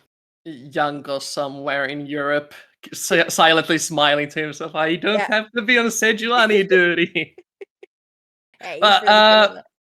For the support, there's a reason why we haven't mentioned these players too much, because they are both extremely traditional. They both have the meta champion pool. They both play the hook champions, whether that be Blitz, Thresh, or, well, even the Pike. It seems like every support has a pocket Pike nowadays. But we are heading into the draft. First ban, Maokai, and the second, Yuumi. Yeah, we always like to see the Yuumi coming off of the board, and the Maokai is going to be one of those standard bans continually taken off the board. It's too flexible, it's too good at the moment, specifically in the jungle, but because you don't have to take it there, it just opens up your draft so very much. Really fascinated to see what AD carries we have off of the board. Do we end up getting another situation where the Zeri gets through? Aphelios, we've seen how strong he is in all hands. Everybody plays the Aphelios, everybody's strong on it, so do you just let that one go through? Clearly, Lions Creed are like, absolutely not. Do not want to see MKR on this champion. A lot of focus towards the bot lane at the moment. Yeah, MKR, as I said, if Emil is the backbone of Alliance Creed, MKR is the backbone for Blue Whites, and you can see it in the bans getting focused on. Nico, interestingly, getting banned out on the blue side. Hey, we don't tend to see that one as a blue side ban. It is just far too powerful as the sort of thing you can first pick, you can leave it behind. Emil, though, has shown it to us before. Lulu also offered the board. Viego has been allowed through. Blue Whites, do you take it? Sure. There's a Viego. Oh, this would be interesting. Really? They lock Okay. in the Vi over the Viego. Bobas loves the Viego. That's why we're so surprised right here. The Vi, it's kind of the same sort of champion, no. has the same ideas. If you don't first pick it on the blue side, if you let it through, Emil plays a ton of LeBlanc. We saw it in the previous game with the Static Shiv. It's such a strong pickup at the moment. Gives you that roaming potential, plus the wave clear that LeBlanc previously didn't give you. It's so strong, and it is just going to be taken right here. Okay, they're just going full aggression. We're gonna dive your buttocks as hard as we can. LeBlanc, though, there's a plethora of counter picks. We know Lissandra, there's things like Vex, there's things like Ahri still open. The entire mid lane champion pool is completely free for Blue Whites to choose from. This LeBlanc Nocturne, though, I don't think you want to play Zeri into this. Yeah, no, you really don't, because sure, Zeri can leap over a wall, and then you just follow along. Lucian is mobile enough to try to dodge away, but you're getting chased a lot. Blue Whites clearly taking a little bit out of Monster's pick pool, gonna take themselves this Lucian army, and once again, whenever you see the Lucian army, especially when there's a Vi 2, this is an aggressive composition that needs to get going early. On the other side, though, a lot of potential to shut this down. Do you want to pick yourself up your top laner right here? Leave your AD carry support till later on? You open yourself up to a lot of bans in that situation. I'd go Varus here, personally. Varus would fit the team comp well, and this is certainly going to be AD carry bans coming out from Blue White. Something that we have to keep in mind, though, is that Spiky has a very interesting champion pool with things like Heimerdinger included in there. So, yeah. Do you reduce the cheese potential, or do you reduce the counterpick potential with Lions Creed opting to do the mid lane bans against LeBlanc? Just going to take off that Annie. There's also a lot of play onto the Twitch for SBK, so a lot of potential right here. You can fully see just 2 straight up AD carry bans. But then you are leaving the top lane wide open. Instead, Olaf taken off of the board. It has a good matchup into most of the melee picks you can put up in the top lane. And you know, as blue-whites, that you're trying to play early. So get rid of any early aggression that your opposition could have to try to challenge that. So with Olaf, could we see a Darius ban as well, or just completely ignoring the bot side? There's a potential there because you have already taken off the Milio. You've got no Yumi or Lulu or Aphelios. A lot of those premier picks down towards the bottom side of the map have gone. So you do open up for that potential. Still though, letting a Zeri go straight through a draft is a risk. Especially when you've already picked yourself up the Lucian Nami. Lucian Nami, a lot of damage, but can't necessarily get on top of the Zeri when she can leap over the back of the wall. Something like a Zeri Recon would have been also interesting to see from the side of Lions Creed, but with the Nautilus locked in. Unless this is some sort of a Galaxy Brain top Nautilus pick, I don't think we're going to see anything like that. Zaya getting banned out as the last one. This is one of those characters that can dodge a Vi initiation. Oh, Said it! we're going to see it! I said it, and we are going to see it. Heimerdinger gets locked in, the spiky special, and that's where the consistent ability power damage is going to come from. Oh boy. Oh, you really don't want to be playing Lucian Nami right now into this Nautilus Heimerdinger. If you get hooked up when there's a turret placed down, yeah, you're just going to get taken out right here. Blue White's going to pick themselves up this Gnar. Really interesting pickup in the top lane because, sure, it gives you a lot of teamfight potential, but it doesn't really fit with the early game play that Blue Whites want to go for. Do you go Syndra here? Just to mess with the Heimerdinger turrets eventually. It's Doesn't- also a decent matchup against LeBlanc. Doesn't feel great until LeBlanc. It is fine. You know, you're not in a terrible position, and it does give you some extra just burst Oh, it is the ability. Vex! It is the Vex instead. Vex is a pretty good counter pick, has a much better matchup than the Syndra into this LeBlanc, and the ability to get those resets off Heimerdinger, very squishy. If you can get into the backline, especially when the Nocturne, the Nautilus, and the LeBlanc have gone diving in, you can leave him pretty far alone. Have the Vi 2 to go with you. I like this pickup, but again, this is a super early game focus composition out of Blue Whites. Lions Creed, a little bit more working towards that mid to late game. Talked about with Darius, it is going to be locked in right here. I was pretty accurate with Yeah, my call really for this accurate, one. well I'm done. a little bit proud sometimes. Sometimes I do know some stuff. But Yeah. anyway, yeah, Gnar against Darius. Not most fun top lane to play. Ooh. It's all about spacing right here. Does my Cash have the absolute limit of his auto attack ability locked into his mind? Because if so, the Darius doesn't have a great time. But if you step just a little bit too far forwards and get apprehended, yeah, this little Yordle is pretty dang squishy, can get taken out. And like we've said previously, Blue Whites, they're looking to play during the early stages of the game, get this Lucian Nami ahead, so you're unlikely to get that support from Bobas. So as my Cash, you need to make this matchup work for you. Over on the other side, though, Lions Creed, Emil is just going to look to push in his lane, roam around. It's a little bit harder to do into the Vex. The Vex can certainly roam with you. That is the playstyle that you have got to go for. Static Shiv LeBlanc 2 games in a row. Like, when now that I'm like getting to look at this team comes like from a further distance away. Lions Creed's team comps, it surely is one of the team comps of all time. It definitely is, yeah. They did certainly pick some champions. And the thing is, you just know that when it's a composition, you're like, it's gonna work. It's gonna work brilliantly. The Heimerdinger is gonna land that stun grenade. Nautilus is gonna keep the opposition locked up for 70 years, and then Emil's just gonna jump in on LeBlanc, pick up a ton of kills, and deal 16,000 damage off of the static Shiv. Looks like we may have a remake here of the game just because of some server issues. So we will have a small delay for the start. Yeah, the players are having some ping issues. But with that, we get to talk about the draft just a little bit more. So yeah, Lions Creed, the pieces of the puzzle look so weird. Together, but it just kind of, they do have CC, they do have the consistent damage, and they do have good lane matchups. While Blue White's a lot more traditional, even a little bit old school with the Gnar, with the Vi. Oh, you gotta find those couple of stuns, you know. Nocturne, super risky champion. If you do manage to get yourself ahead into the early to mid game, champion pops the paranoia, goes flying into the backline, take out the AD carry, and then the team fight is pretty much won from that moment onwards. It gives you so much zone control around these big objectives. You don't even have to use the second part of that ultimate. Just pop the paranoia, all of a sudden you can't see anything right here as blue-whites, and then you can just take a Drake, take a Baron. But if it doesn't get ahead, you don't give that much utility to your team. Nocturne is incredibly squishy. You are relying on that spell shield to avoid damage, because if you start taking it, just get taken down incredibly quickly. And you're in an interesting situation where Vi wants to go flying into the backline. Nocturne also does. And so right now I can see these team fights turning into absolute messes where everybody's just mixed up. There's no front to back. Everybody just wants to blow up the enemy AD carry. And from that moment on, it's kind of a free-for-all. Yes, except who does Vex blow up? Probably Heimer.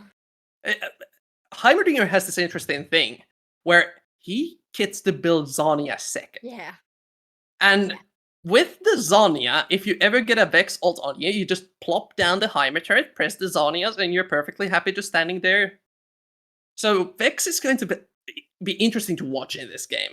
Because of the target selection, the only ones you can really commit towards is LeBlanc, and maybe even Nocturne, depending on the build. I can see Pre having that Zhonya's going into the Heimerdinger, just trying to get him blown up. Even once he does have it, if you can pop him into that, he's not dealing as much damage as he would be previously. LeBlanc, never a great decision, because she's probably nowhere near where the Vex is trying to go in. She's probably off into the backline too.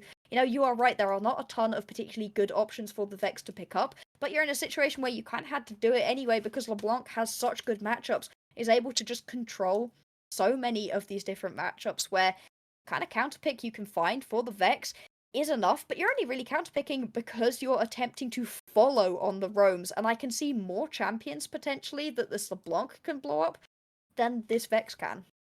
Yeah, the shining light in the darkness of Nocturne for blue-whites is Lucian, though. With the squad that the opponents have drafted, Lion's Creed will constantly be moving in.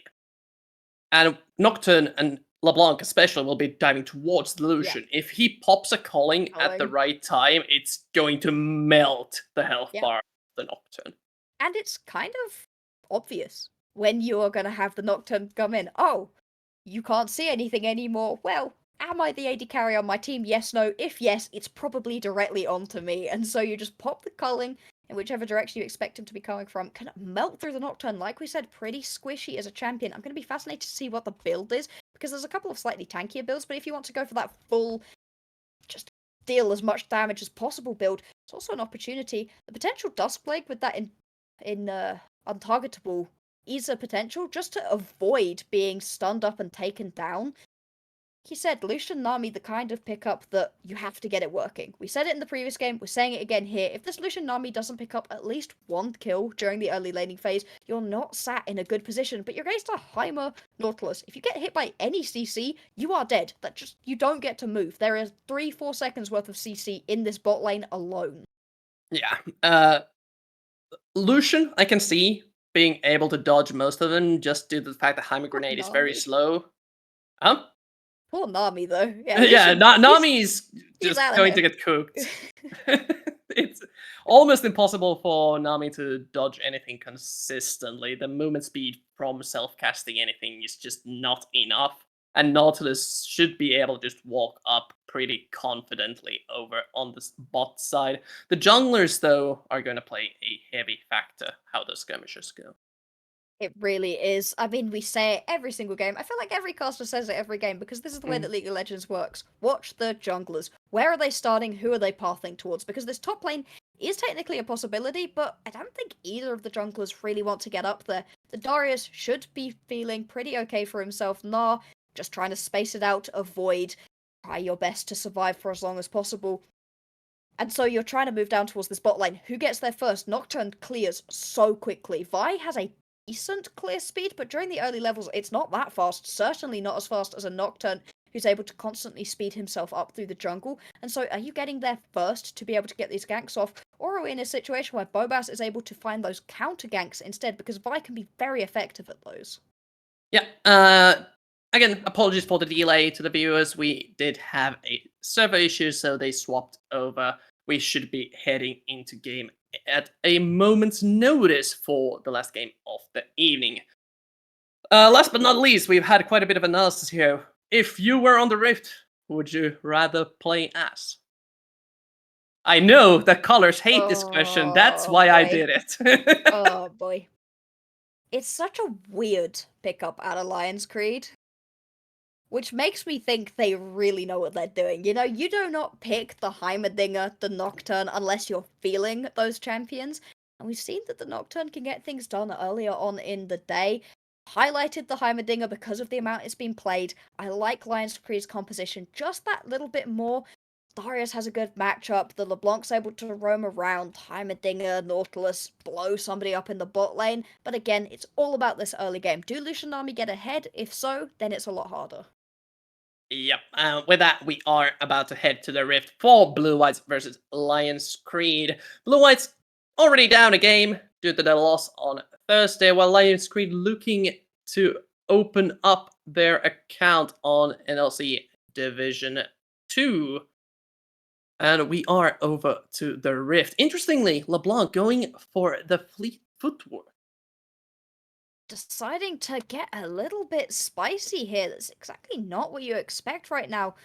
Doesn't particularly work with the static shift build. It's still fine. Also, 5 members right here out of Lions Creed are going to get spotted out. Early ward does go over to this Darius, and that could genuinely be impactful. Being able to get that apprehend nice and early on, I mean, that could change up the way this matchup works in the top lane.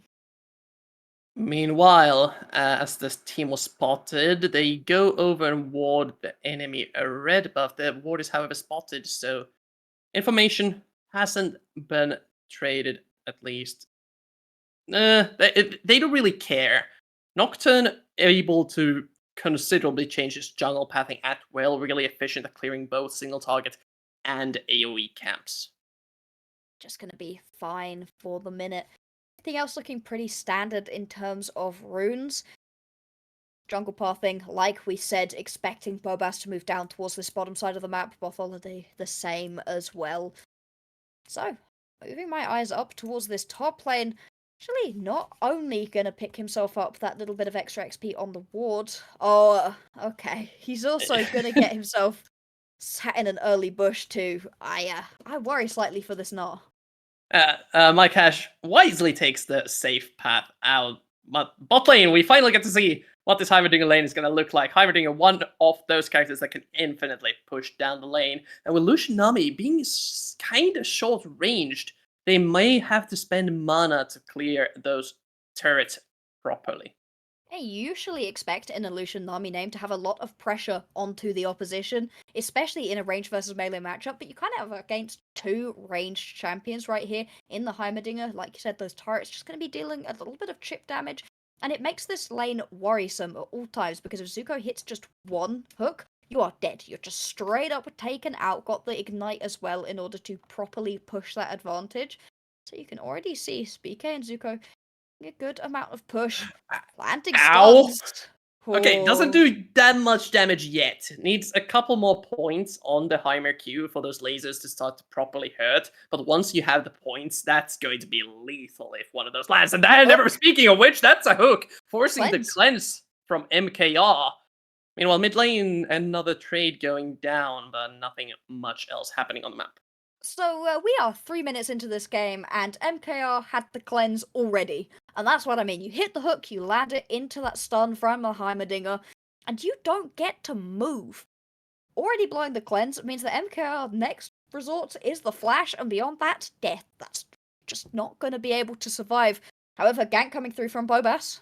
Yeah, Bobas is looking for it, but ganking a Heimer lane, always so scary. With a possibility of the enemy jungler being in a proximity, they choose to disengage from that. And the lane is just so annoying for MKR to play, already out of mana. Now these towers are going to stay alive for so much long. Just going to be able to consistently chip down blue-whites. These junglers had a little bit of a sniff towards the bot lane. You're not going to find anything as Botholody. opposition's getting pushed in massively, whereas Bobas, getting spotted out on the ward, goes back to clearing. This has been a very calm early game. Feels a little bit like it's on a knife's edge, though, because we know what these junglers are wanting to do. Once they hit the level 6s, you've got that instant go-in button, and for the Vice specifically, every time you ult, it should result in at least a flash, if not a kill. This ultimate is so strong. You just pick somebody, knock them up, incredibly strong, and Bobas is a great Vi player. We still have to see where the junglers will eventually head towards. Of course, the bot lane gank was thwarted earlier. But there is a bunch of volatile lanes in this game. A wrong distortion from LeBlanc at a bad time can also result in an easy kill for the Vi. Meanwhile, top lane, we have the Gnar full burst once he hits level 6. There's just so many lanes they can go towards, but they always have to worry about the counter gank from Nocturne sitting in a bush. That's the thing. Vi can counter gank whenever she's in the area, as Bobas, you're relying on being around, tracking the enemy jungler. Mid lane, Going in. Bomo could Dodge. be in trouble. He has to flash out, stuck near his tower, won't get into range, just flash forced out. Could not get the fear up in time. Ooh. Production? Thank you. I mean, I agree. Thank you very much for watching, but probably still got more game for the minute. At least for now. Still hasn't been a single kill. We're 5 minutes in. They are looking, though.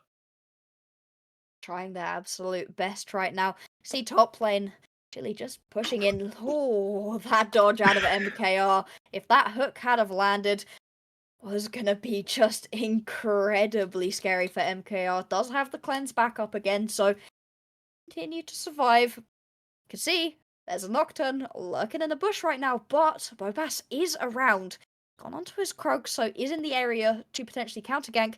It's wasting a little bit of time right now, though, out of Bartholdi. You don't have the ability to gank unless you're looking for a dive, something that the Nocturne isn't great at just level 4. I think Bartholdi expected Vi to be ganking this lane as this crash was coming, but instead Bob is just perfectly happy farming for the level 6 to get the guaranteed setups instead of the riskier, no item, low HP, low damage Vi ganks that sometimes can result in a disaster. Instead, just going to keep farming, and both of these junglers want themselves level 6, but during that play, whilst the Nocturne was just sat in the bush, Bobas was picking himself up the Krogs, is now back onto the map, and is currently out-farming a Nocturne, only by a little bit at this point, but still, more than you would really expect considering how fast Nocturne is able to clear. Has also gone down towards the bottom side once again, just has himself that Gromp to pick up, and not a lot of other camps there. Potentially looking for the Drake right now. Considering your bot lane has consistently been pushing in blue-whites, why not? It is a little bit open, but Nocturne doesn't love soloing out onto this Drake. Yeah, he would need the Heimerdinger with turrets to be there alongside him. Heimer, one of the fastest objective takers in the entire game, just melts the H-bar of neutrals. But he does require a proper setup for it. They need to clear the area, make sure that the towers don't get taken down, because if they're placed near the objective that they're hitting them, they're not zoning out the enemy, and that's what Heimer most of the time prefers to do. Yeah, in the jungle, there could be a small skirmish as Bartholdi trying to get some information. As mid lane, this LeBlanc constantly trying to get priority over Vex, refusing to let him look for any sort of room opportunity. And that's the thing with this mid lane matchup. You're not really expecting, without jungle intervention, there to be too many kills, too much excitement in this lane in and of itself. It's when these champions get roaming Vex. If you can land a couple of those big heat-seeking missiles, basically, and turn yourself into a walking fear bot, you can really chain that together. Massive big plays we've seen. Emil, though, on the LeBlanc, still just going to be threatening onto the backline. It is going to be first Drake going over towards blue-whites. And that's not ideal right here for Lions Creed. They had such good pressure down in the bot lane. They had decent pressure from their mid lane too, and they're not able to convert that into the objective. Blue-white's picking that one up. It gives you a little bit more freedom bot lane too, because you don't expect this Nocturne to be down here so much as well. So what actually happened there is that as Mycash was rotating over to contest the Drake, Nocturne went too far deep into the enemy red jungle and had to recall to get out safely. So Blue Whites, instead of getting contested and rotating my cash over for that, just got a free dragon. It makes a lot of sense, and why not pick yourself up that first objective? Everybody likes the things that Hextech Drake can give you. Little bit of extra cooldown reduction. It's always a nice thing to pick up, and it's a nice, easy objective to pick up too. You don't have to give up too much for it. Bot lane mode. MKR eat too far forward, instantly gets bursted down. And Spiky takes a bunch of damage as well. The R from Vex, this could be important. Flash from Zuko gets him away from the AD carry-ish Spiky, but the dive could still be ongoing while looking for Jaime under the tower. No stopwatch, no nothing for him, and that's gonna be a first blood going over to Bomo. Cleanly picked up as well by Blue Whites. Very well executed dive right there, and that's what you can get out of the Shadow Surge from the Vex. Goes flying in, gets the fear off, and sure you don't pick up the kill, but it's such a huge chunk of damage that it leaves BK entirely vulnerable. And Zuko, you can understand it, just abandons his AD carry, runs away. And I said that I liked this Lion's Creed set of pickups because I thought they'd be able to play them well. So far, though, not managing to find that actual advantage out of the early push that they've had, and now you give over a kill to this Vex already. We said that the Vex didn't really have too many people to try go in onto, but if you deal enough damage, anybody's burstable. That is very true. As long as the HP drops down to 0, that is a target. However, Lion's Creed are going to be mostly playing around the first item spike. Heimer, LeBlanc, Darius, Nocturne, all of these guys need the first mythic item to either keep someone still or to deal enough damage to be an actual threat. Meanwhile, mid lane, Balmor may have overextended a little bit, has a flash over the wall. The Q misses, and now they could get collapsed on by the rest of Blue Whites. They are looking for no Shadow Surge yet for Balmor. Bulbas hops over the wall, will find Zuko, ults in, Okay. and Emil, the paranoia gets popped. Culling deals a bunch of damage, gets interrupted. Emil doesn't have the damage just yet. Spiky with a grenade stuns him up. That's a kill secured. Bulba falls. Emil now with the distortion toppling. Okay, something interesting has been going on over there as My Cash has found an engage for himself. 1-for-1 trade down on the bot side, while My Cash surprisingly establishing dominance over this Darius. You can see what the issue is with that paranoia buff on. He goes in off the paranoia and just dies. Gets taken down incredibly quickly because there's enough follow-up damage that you can't really do that. You have to pick your moment on an isolated target instead of flying into 4 different members. And the fact that top lane was also going well for My Cash, we said it's all about spacing. Can you use that range versus melee matchup to your advantage and keep yourself away from this Darius? So far the answer has emphatically been yes. He's also picked himself up a decent little CS lead as well. Things feeling pretty good right now for Blue Whites. The only issue they're facing right now is that they're down a little bit of CS in the mid lane. Mid lane, yeah. CS down, 2 plates down. That's the main part that's gonna hurt Blue Whites. Emil has gotten so damn strong, hasn't even needed boots since, well, there's been no threat really to this LeBlanc. Hasn't, and it is pretty difficult to get threat onto a LeBlanc, but you can see Pomo dealing a decent amount of damage to him right here. Next straight going to be spawning up in about 50 seconds time.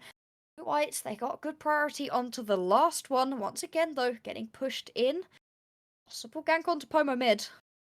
There could be. Bartholdi gets spotted out, and Emil just so low on HP and mana, they can't really commit to him. And Lion's Creed, Storm Race already. yeah, they can't really do anything on the map. They tried to look for Pomo with the teleport coming in from Emil, deals so much damage, and that's going to be the kill secured on the flashless Vex. Nice punish from the side of Lions. There you go, and that's when that Nocturne ultimate comes into its own, when you're onto a single isolated target, able to fear them up and just take them out. Getting the kill over to Emil as well, exactly what you want. I'm going to drop this Herald too, trying to put as much gold right now into their mid laner. What is going on the top side? You stop. What on earth happened there? I don't know if a kill disconnected during that chase. We're probably going to head over to us for a moment as this pause gets resolved. But That, that directed cap. it did not want to see a kill just walk towards the Gnar. But yeah, so far, game's pretty even. but with the power spikes that Blue Eyes has gotten, it has hampered Lion's Creed's game plan just a little. Just a tad. Just not quite working out for Lions Creed. They had a ton of pressure down in the bot lane, and rather than sort of accept that and go top lane and try to get some kills, Bartholomew sort of just sat bot lane, didn't get anything to show for it. Wasn't really ideal. Right now, Lions Creed are just going to have to attempt to get themselves back into this one. Do manage to pick up a Drake while we're in that pause. Back out onto the map. We're still sat at completely even gold. A Drake apiece, these teams are incredibly even. It's just where the gold is right now that is most important.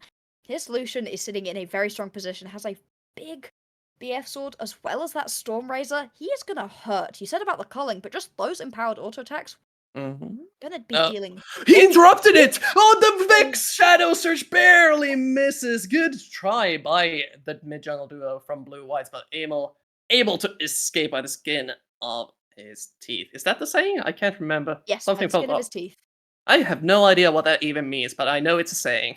To be fair, me neither. There's not really any skin on Oh, teeth. oh, I know what this means. That's a dead MKR. At least it should be. Wait. Cleanse is out to ignite. How is he alive? He should not have been able to survive right there. MKR doesn't even blow his flash.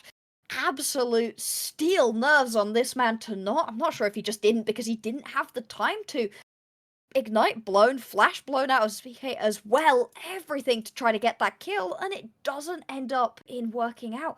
KR just able to survive, has to limp back to base, but no worse for wear.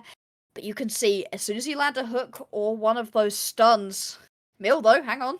Bomo has taken a bunch of damage. Emil again gets interrupted on the distortion, has to go back. Now, guess correctly, they do. Boba secures a kill. Good rotation over by MyCash to help out on picking that overextension kill up. Well, a kill, again, having trouble activating himself on this Darius, not really online yet. Darius is one of those champions where you're expecting him to have 3 kills. Your top laner's rage quit by now. The bleed is just dealing far more damage than you have health. Instead, hasn't really gotten anything done, is down in CS2 as you'd expect in a NAR matchup, and sure, he's pretty good once you get into a big team fight, and if you manage to get one of those big resets off on your ultimate, things can work out, but at the same time, you expect more out of lanes from Darius as you get outscaled as well by this NAR. Ideal right now, we're gonna have to rely on Achille to get some extra damage and some extra kills down in these big team fights. Not ideal. Something considerable here happened just now. Lions Creed actually pick up the mid lane tower. All this time that Bomo has spent roaming has resulted in Emil just hammering down on the mid lane plates, on the HP bar, and it just converts into a free tower bot lane. They could be looking for a dive, but he has rotated over. Murder takes a surprisingly low amount of damage. He can't move forwards. The paranoia threat is there. I don't know if they have the info on that, but they do get the teleport. Bomo is there to assist on the wave clear, and MKR somehow again surviving. Hey Carvis, what did you say MKR was going to look to do whenever he got jumped on? Because you said it was just pop the culling. that is it. Yeah, he did exactly that during that bot lane fight. Nearly managed to get the return kill. Only the clone out of Emil saved him in that situation. Had to hide behind it, using it as a meat shield. It's not a great look because LeBlanc should be able to just jump in and insta-burst the opponent. The thing with the static shift build is it gives you a ton of wave clear, it gives you a ton of extra damage during these big team fights, but when you're just sat trying to blow somebody up, it's quite as effective, and you could see that there. MKR was already sat on not full health and was just fine. Jump scare for Emil there as MKR jumps over with a Nami E on top of him. They do need to mount a defense on this mid lane tower, though. The Herald has been popped, and the team nowhere close. Spiky does have the teleport, but there's nothing to teleport onto. A kill also with no teleport stuck on the top side. That's going to be a free tower, and they're looking for a second charge here. Teleport coming in now from the Heimerdinger, but I don't think they can stop this in time. Now you've managed to draw the Heimerdinger up as well. The thing is, you're getting pushed in on the top lane. Achille finally managing to actually get something done. Oh! They found Heimerdinger! Spiky falls without getting a single spell off! Emil gets distortion under the tower. Bomo just falls. It goes a little bit too far forward. And they do get the traded kill back. Dragon 30 seconds away. Bomo and Spiky both will be up for that. but what looked like a good fight for Blue Whites, they got a little bit too excited. Just getting flashed underneath the turret when he went in with that Shadow Surge for Pomo. Unfortunately, because if you get those resets and that fear off away from that tier 2 turret, you can almost wipe Lion's Creed.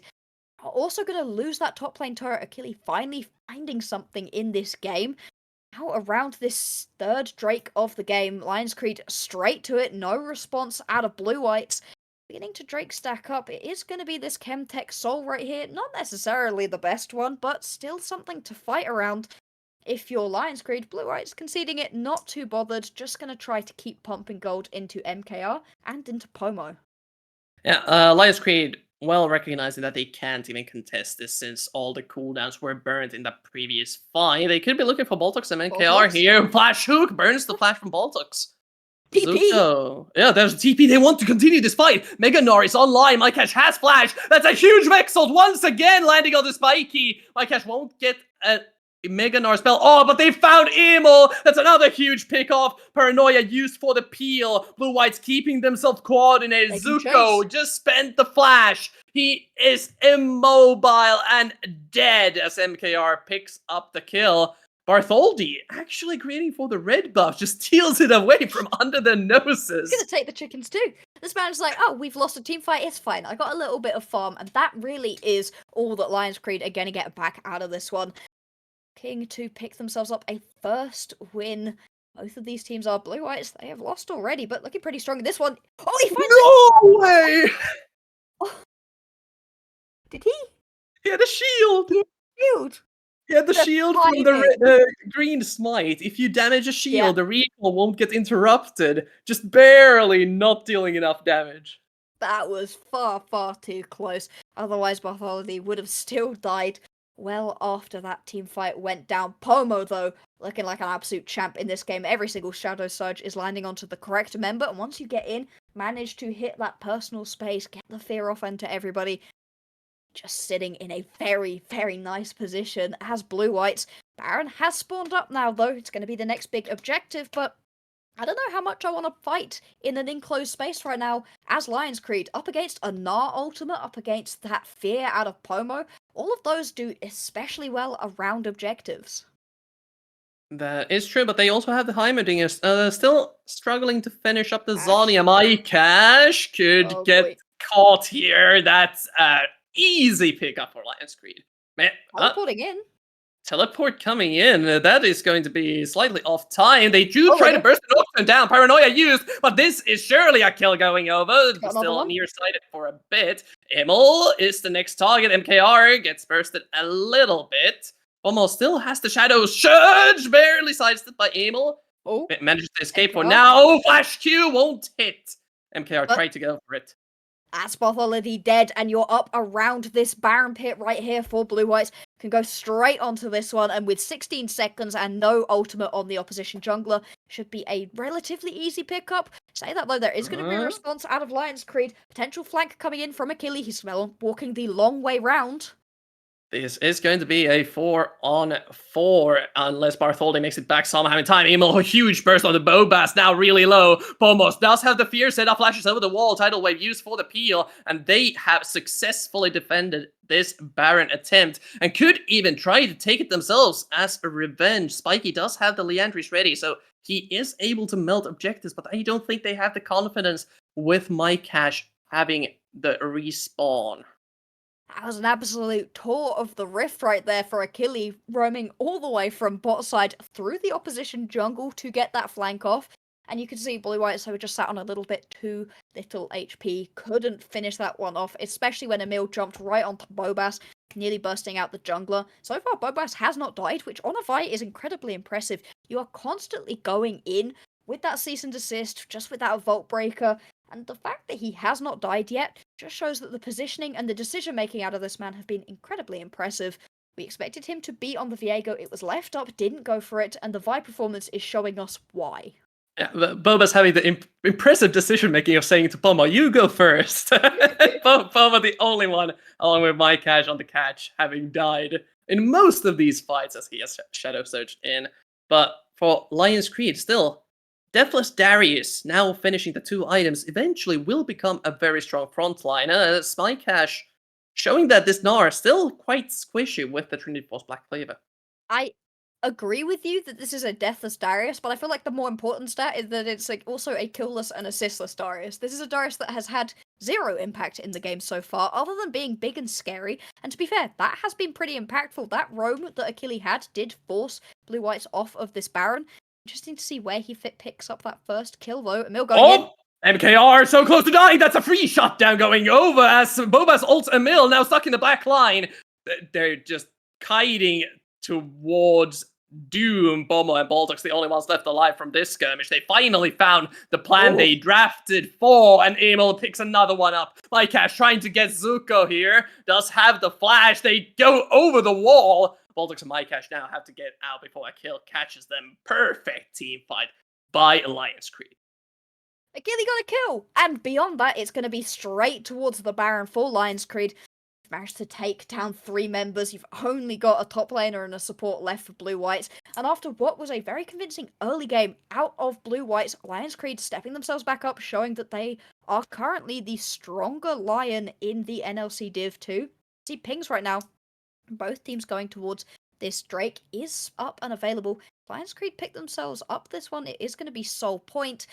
But it's just a big commitment onto MKR. He's not quite able to survive despite trying to blow everything to get away. Didn't have the flash, didn't even use the cleanse. Not quite ideal. And here we go again. Paranoia off cooldown. That's MKR gone. It's a repeat of the previous fight as Lions Creed just melting down the AD carry. They could look for more. Just going to be a straight reprisal. Oh, the way that we won the last team fight was make sure the Lucian's dead before it starts? Well, let's do it again. And again, this is going to be the strategy for Lions Creed pushing up right now. They have Baron empowered minions onto this mid wave. It's not the best wave clear right now for Blue-Whites. Pomo has to step up quite far. MKR dead was kind of your only great wave clear option. Now, as Lions Creed, you can walk back into the jungle, pick yourselves up this Drake if you want to, or just continue to use this Baron-empowered minion to the most of your advantage. Push in the mid lane, get that turret, push into the bot lane, get that turret, and walk away sat in a massive gold advantage. It was sat very even, now it's about 5k. Yeah, 5k gold advantage. You can see it in the inventory of Emil as he gets a base eventually, probably after this dragon. That's going to be 3 items finished on the LeBlanc, and the burst damage is just so difficult to deal with. And you can clearly see the difference for the comp of Lions Creed when they're playing with the initiative. Previous fights, always initiated by Blue-Whites, either finding an ult by Bomo or Bobas. They have executed the team fights on their terms. Now, Lions Creed feeling themselves, starting to play more confidently, pressing the buttons that kill the enemy. Just walking forwards with so much more confidence, as you said, now sat in such a nice advantage too. 4.5 minutes until this next Drake spawns. It will be Soul Point. Sure, Chemtech Soul isn't the best Soul, but it is still a Soul. Do some nice extra strats, and more than anything, it draws your opposition in. These big team fights around objectives haven't necessarily gone Lions Creed way, but if you're able to get that quick pick onto MKR first, you'll be putting yourself in a pretty nice position. Emil is such a threat right now. Anytime he jumps in, you have to be scared as Blue-Whites, and so they need to find a way back into this game. You've got to blow up either Emil or Spike. Really tricky when you've got a big Darius running at your face, when you've got the tankiness of a Nautilus, and you're not able to see anything through the paranoia. It is incredibly difficult for them to play out this team fight properly mid lane. Emil has found its target. Paranoia gets spent. Blue-Whites now have to coordinate themselves on this fight, but top lane, the push is continuing. Yeah, their base is falling apart. Akil, Spikey, and Zuko marching forward. Never mind, marching backward. They just retreat out of there. They got what they wanted and successfully defend everything. Emil doesn't die. Bartholdi doesn't die. Cooldowns mostly spent from Blue-White. Just a big win for Lions Creed once again. And that Emil did not die in that situation. The mirror image really coming in clutch once again. Saved him down in that bot lane play from the culling. Does so once again. just means so much because you blew everything right there as Blue Whites to get that pick onto the LeBlanc, maybe even pick up off Lullady, one of the two at least, hopefully both. Instead, don't manage to get anything. Oh, here, getting jumped on by Emil. You can see how much damage just a tiny little bit of Emil's rotation can do already. If you get full comboed right here by this LeBlanc, you will die. How much damage that static shiv is doing too. When's the last time in a Division 2 NLC game you've seen a LeBlanc with 270 CS leading the game? I gotta be honest, no. I haven't. I have not seen that because you don't see it very often. This champion's not got the best wave clear usually. All of a sudden, though, with this build that we're going to have for quite a while because of Tournament Realm, getting a lot better. And this is the pressure that you get. Lion's Creed's composition. You can't step up right now as Blue Whites, getting pushed back into your base. Oh, he blows up! He is now officially gone from the Rift. With the Paranoia used, maybe a little bit trigger happy on that, but Lion's Creed does not give a damn. With the mid laner gone, they now have free pressure on all the lanes. Blue Whites do not have the mid jungle wombo combo to initiate onto the carries of Lion's Creed, and they can keep chunking these towers down bit by bit. I know I said it. Like, I said it out loud. If Emil hits a full combo, it will kill. I said it like 3 seconds ago, but still witnessing it was like, what? It was just, hey, you want to see a magic trick? Now you see Pomo, now you don't. Just insta-kills this man. And this leaves you in such a bad position as Blue Whites. You're feeling good about yourselves during the early mid stages of the game, and then that happens, you're like, okay, how do we step up? What do we do? Because any piece of jungle that we don't have vision in is just a death trap. It's kind of the thing that you get when you play versus...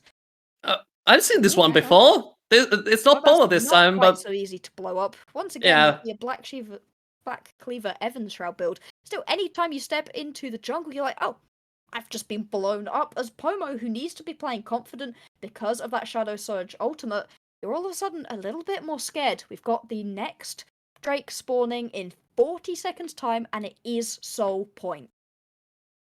And what an important soul point it is to this incredibly HP heavy team composition of Lion's Creed. The Hextech Soul Chemtech Soul would be incredibly useful for them.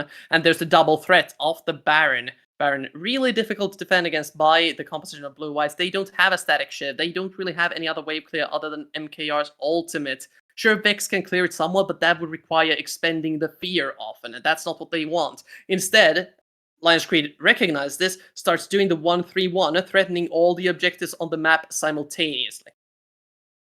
They are pushing their way on forwards. This Drake gonna be spawning up right here. Blue Whites, you get to pick this one up, but you're gonna lose out on the Baron. You're gonna lose out on the push down towards the bot lane. Now Blue Whites turn tail and are booking it up towards this Baron pit, but they're not gonna get there in time. Already down to half HP. Going to just base to try defend. And as Lion's Creed, you're feeling very good about that trade. Yeah, they just traded it over. They know that the Chemtech Soul will make it a lot harder for them to burst anyone down. So instead, they just give out the Baron and say, okay, if we land the one perfect fight, this gives us a higher chance of winning. But from the point of view of Lion's Creed, they go, hey, we just get a free Baron. Isn't this good for us? Both of the teams relatively happy with their decision. That's why they made them. But thing, once you have that sole point as a team, you just control the tempo of the map so much more. You have the ability to say, no, we choose not to fight around that objective, or if you choose to go for it, your opposition kind of has to respond. You get the pick of the litter right here. Lion's Creed looking to prove once and for all that they are the dominant Lion in this league. All they need now is to push in and take this Nexus.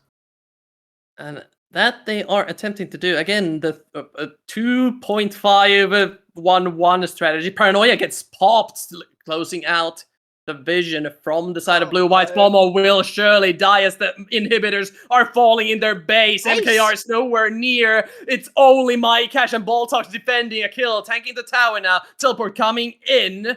It is Emil who has rotated over. MKR gets bursted down by the Nocturne as the base is falling apart. MKR gets a singular kill, but the base and Nexus is already gone. Lion's Creed close out the first win of their split. 10 kills apiece in the end on this series. Not a particularly high kill game, but it was just the way that these kills came. The map pressure out of Lion's Creed once we got into the mid to late game was so much cleaner.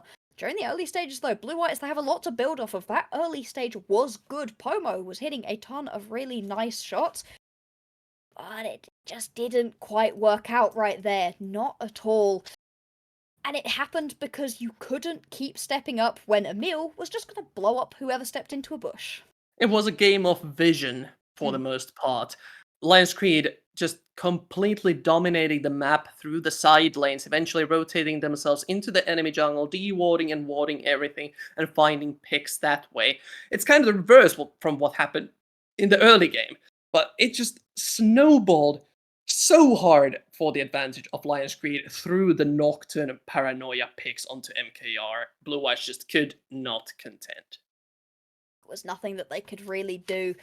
And it just feels a little bit bad right there as Blue Whites, because you had that game well within your grasp. There are a couple of moments where, you're feeling good, but it was that Baron play specifically where things began to go wrong. You managed to get a pick up in the top lane onto the opposition jungler. Awesome. Turn it into a Baron. You can understand the play. But at that point, the 0-0-0 top laner Darius comes flying out on the most ridiculous set of roams that you've ever seen, and you just can't play it. And from that moment on, it felt like Blue Whites were knocked off kilter.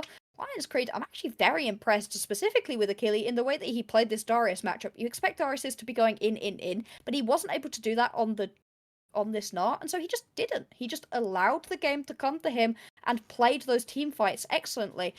Really nice set of plays out of pretty much everyone from Lion's Creed. They need to clean up the early game, but that mid to late game decision making, it was on point. With that is all of our games for today. Congratulations to all the winners. For those of you joining on the later part of the broadcast, this has been Division 2 of NLC. We will be occasionally visiting the main stream that Division 1 is playing on when we have these huge game days of 4 or so games. So hopefully you'll get to hear a lot more from us and our players. This has been a pleasure. Thank you for Bloxa for joining me on the last part of this broadcast. Thank you to the production that, dear God, we did. yeah. So we did you. damn well set up the stream. And thank you for the previous casters, Takeoff and Basic, for handling the first part of the stream. You'll get to see a lot more faces from Division 2 in the future, maybe on Thursday, maybe next week. We don't really know. It will be announced on the socials of NLC. This has been Carvis, this has been Bloxa, and from us, it's goodbye and good night.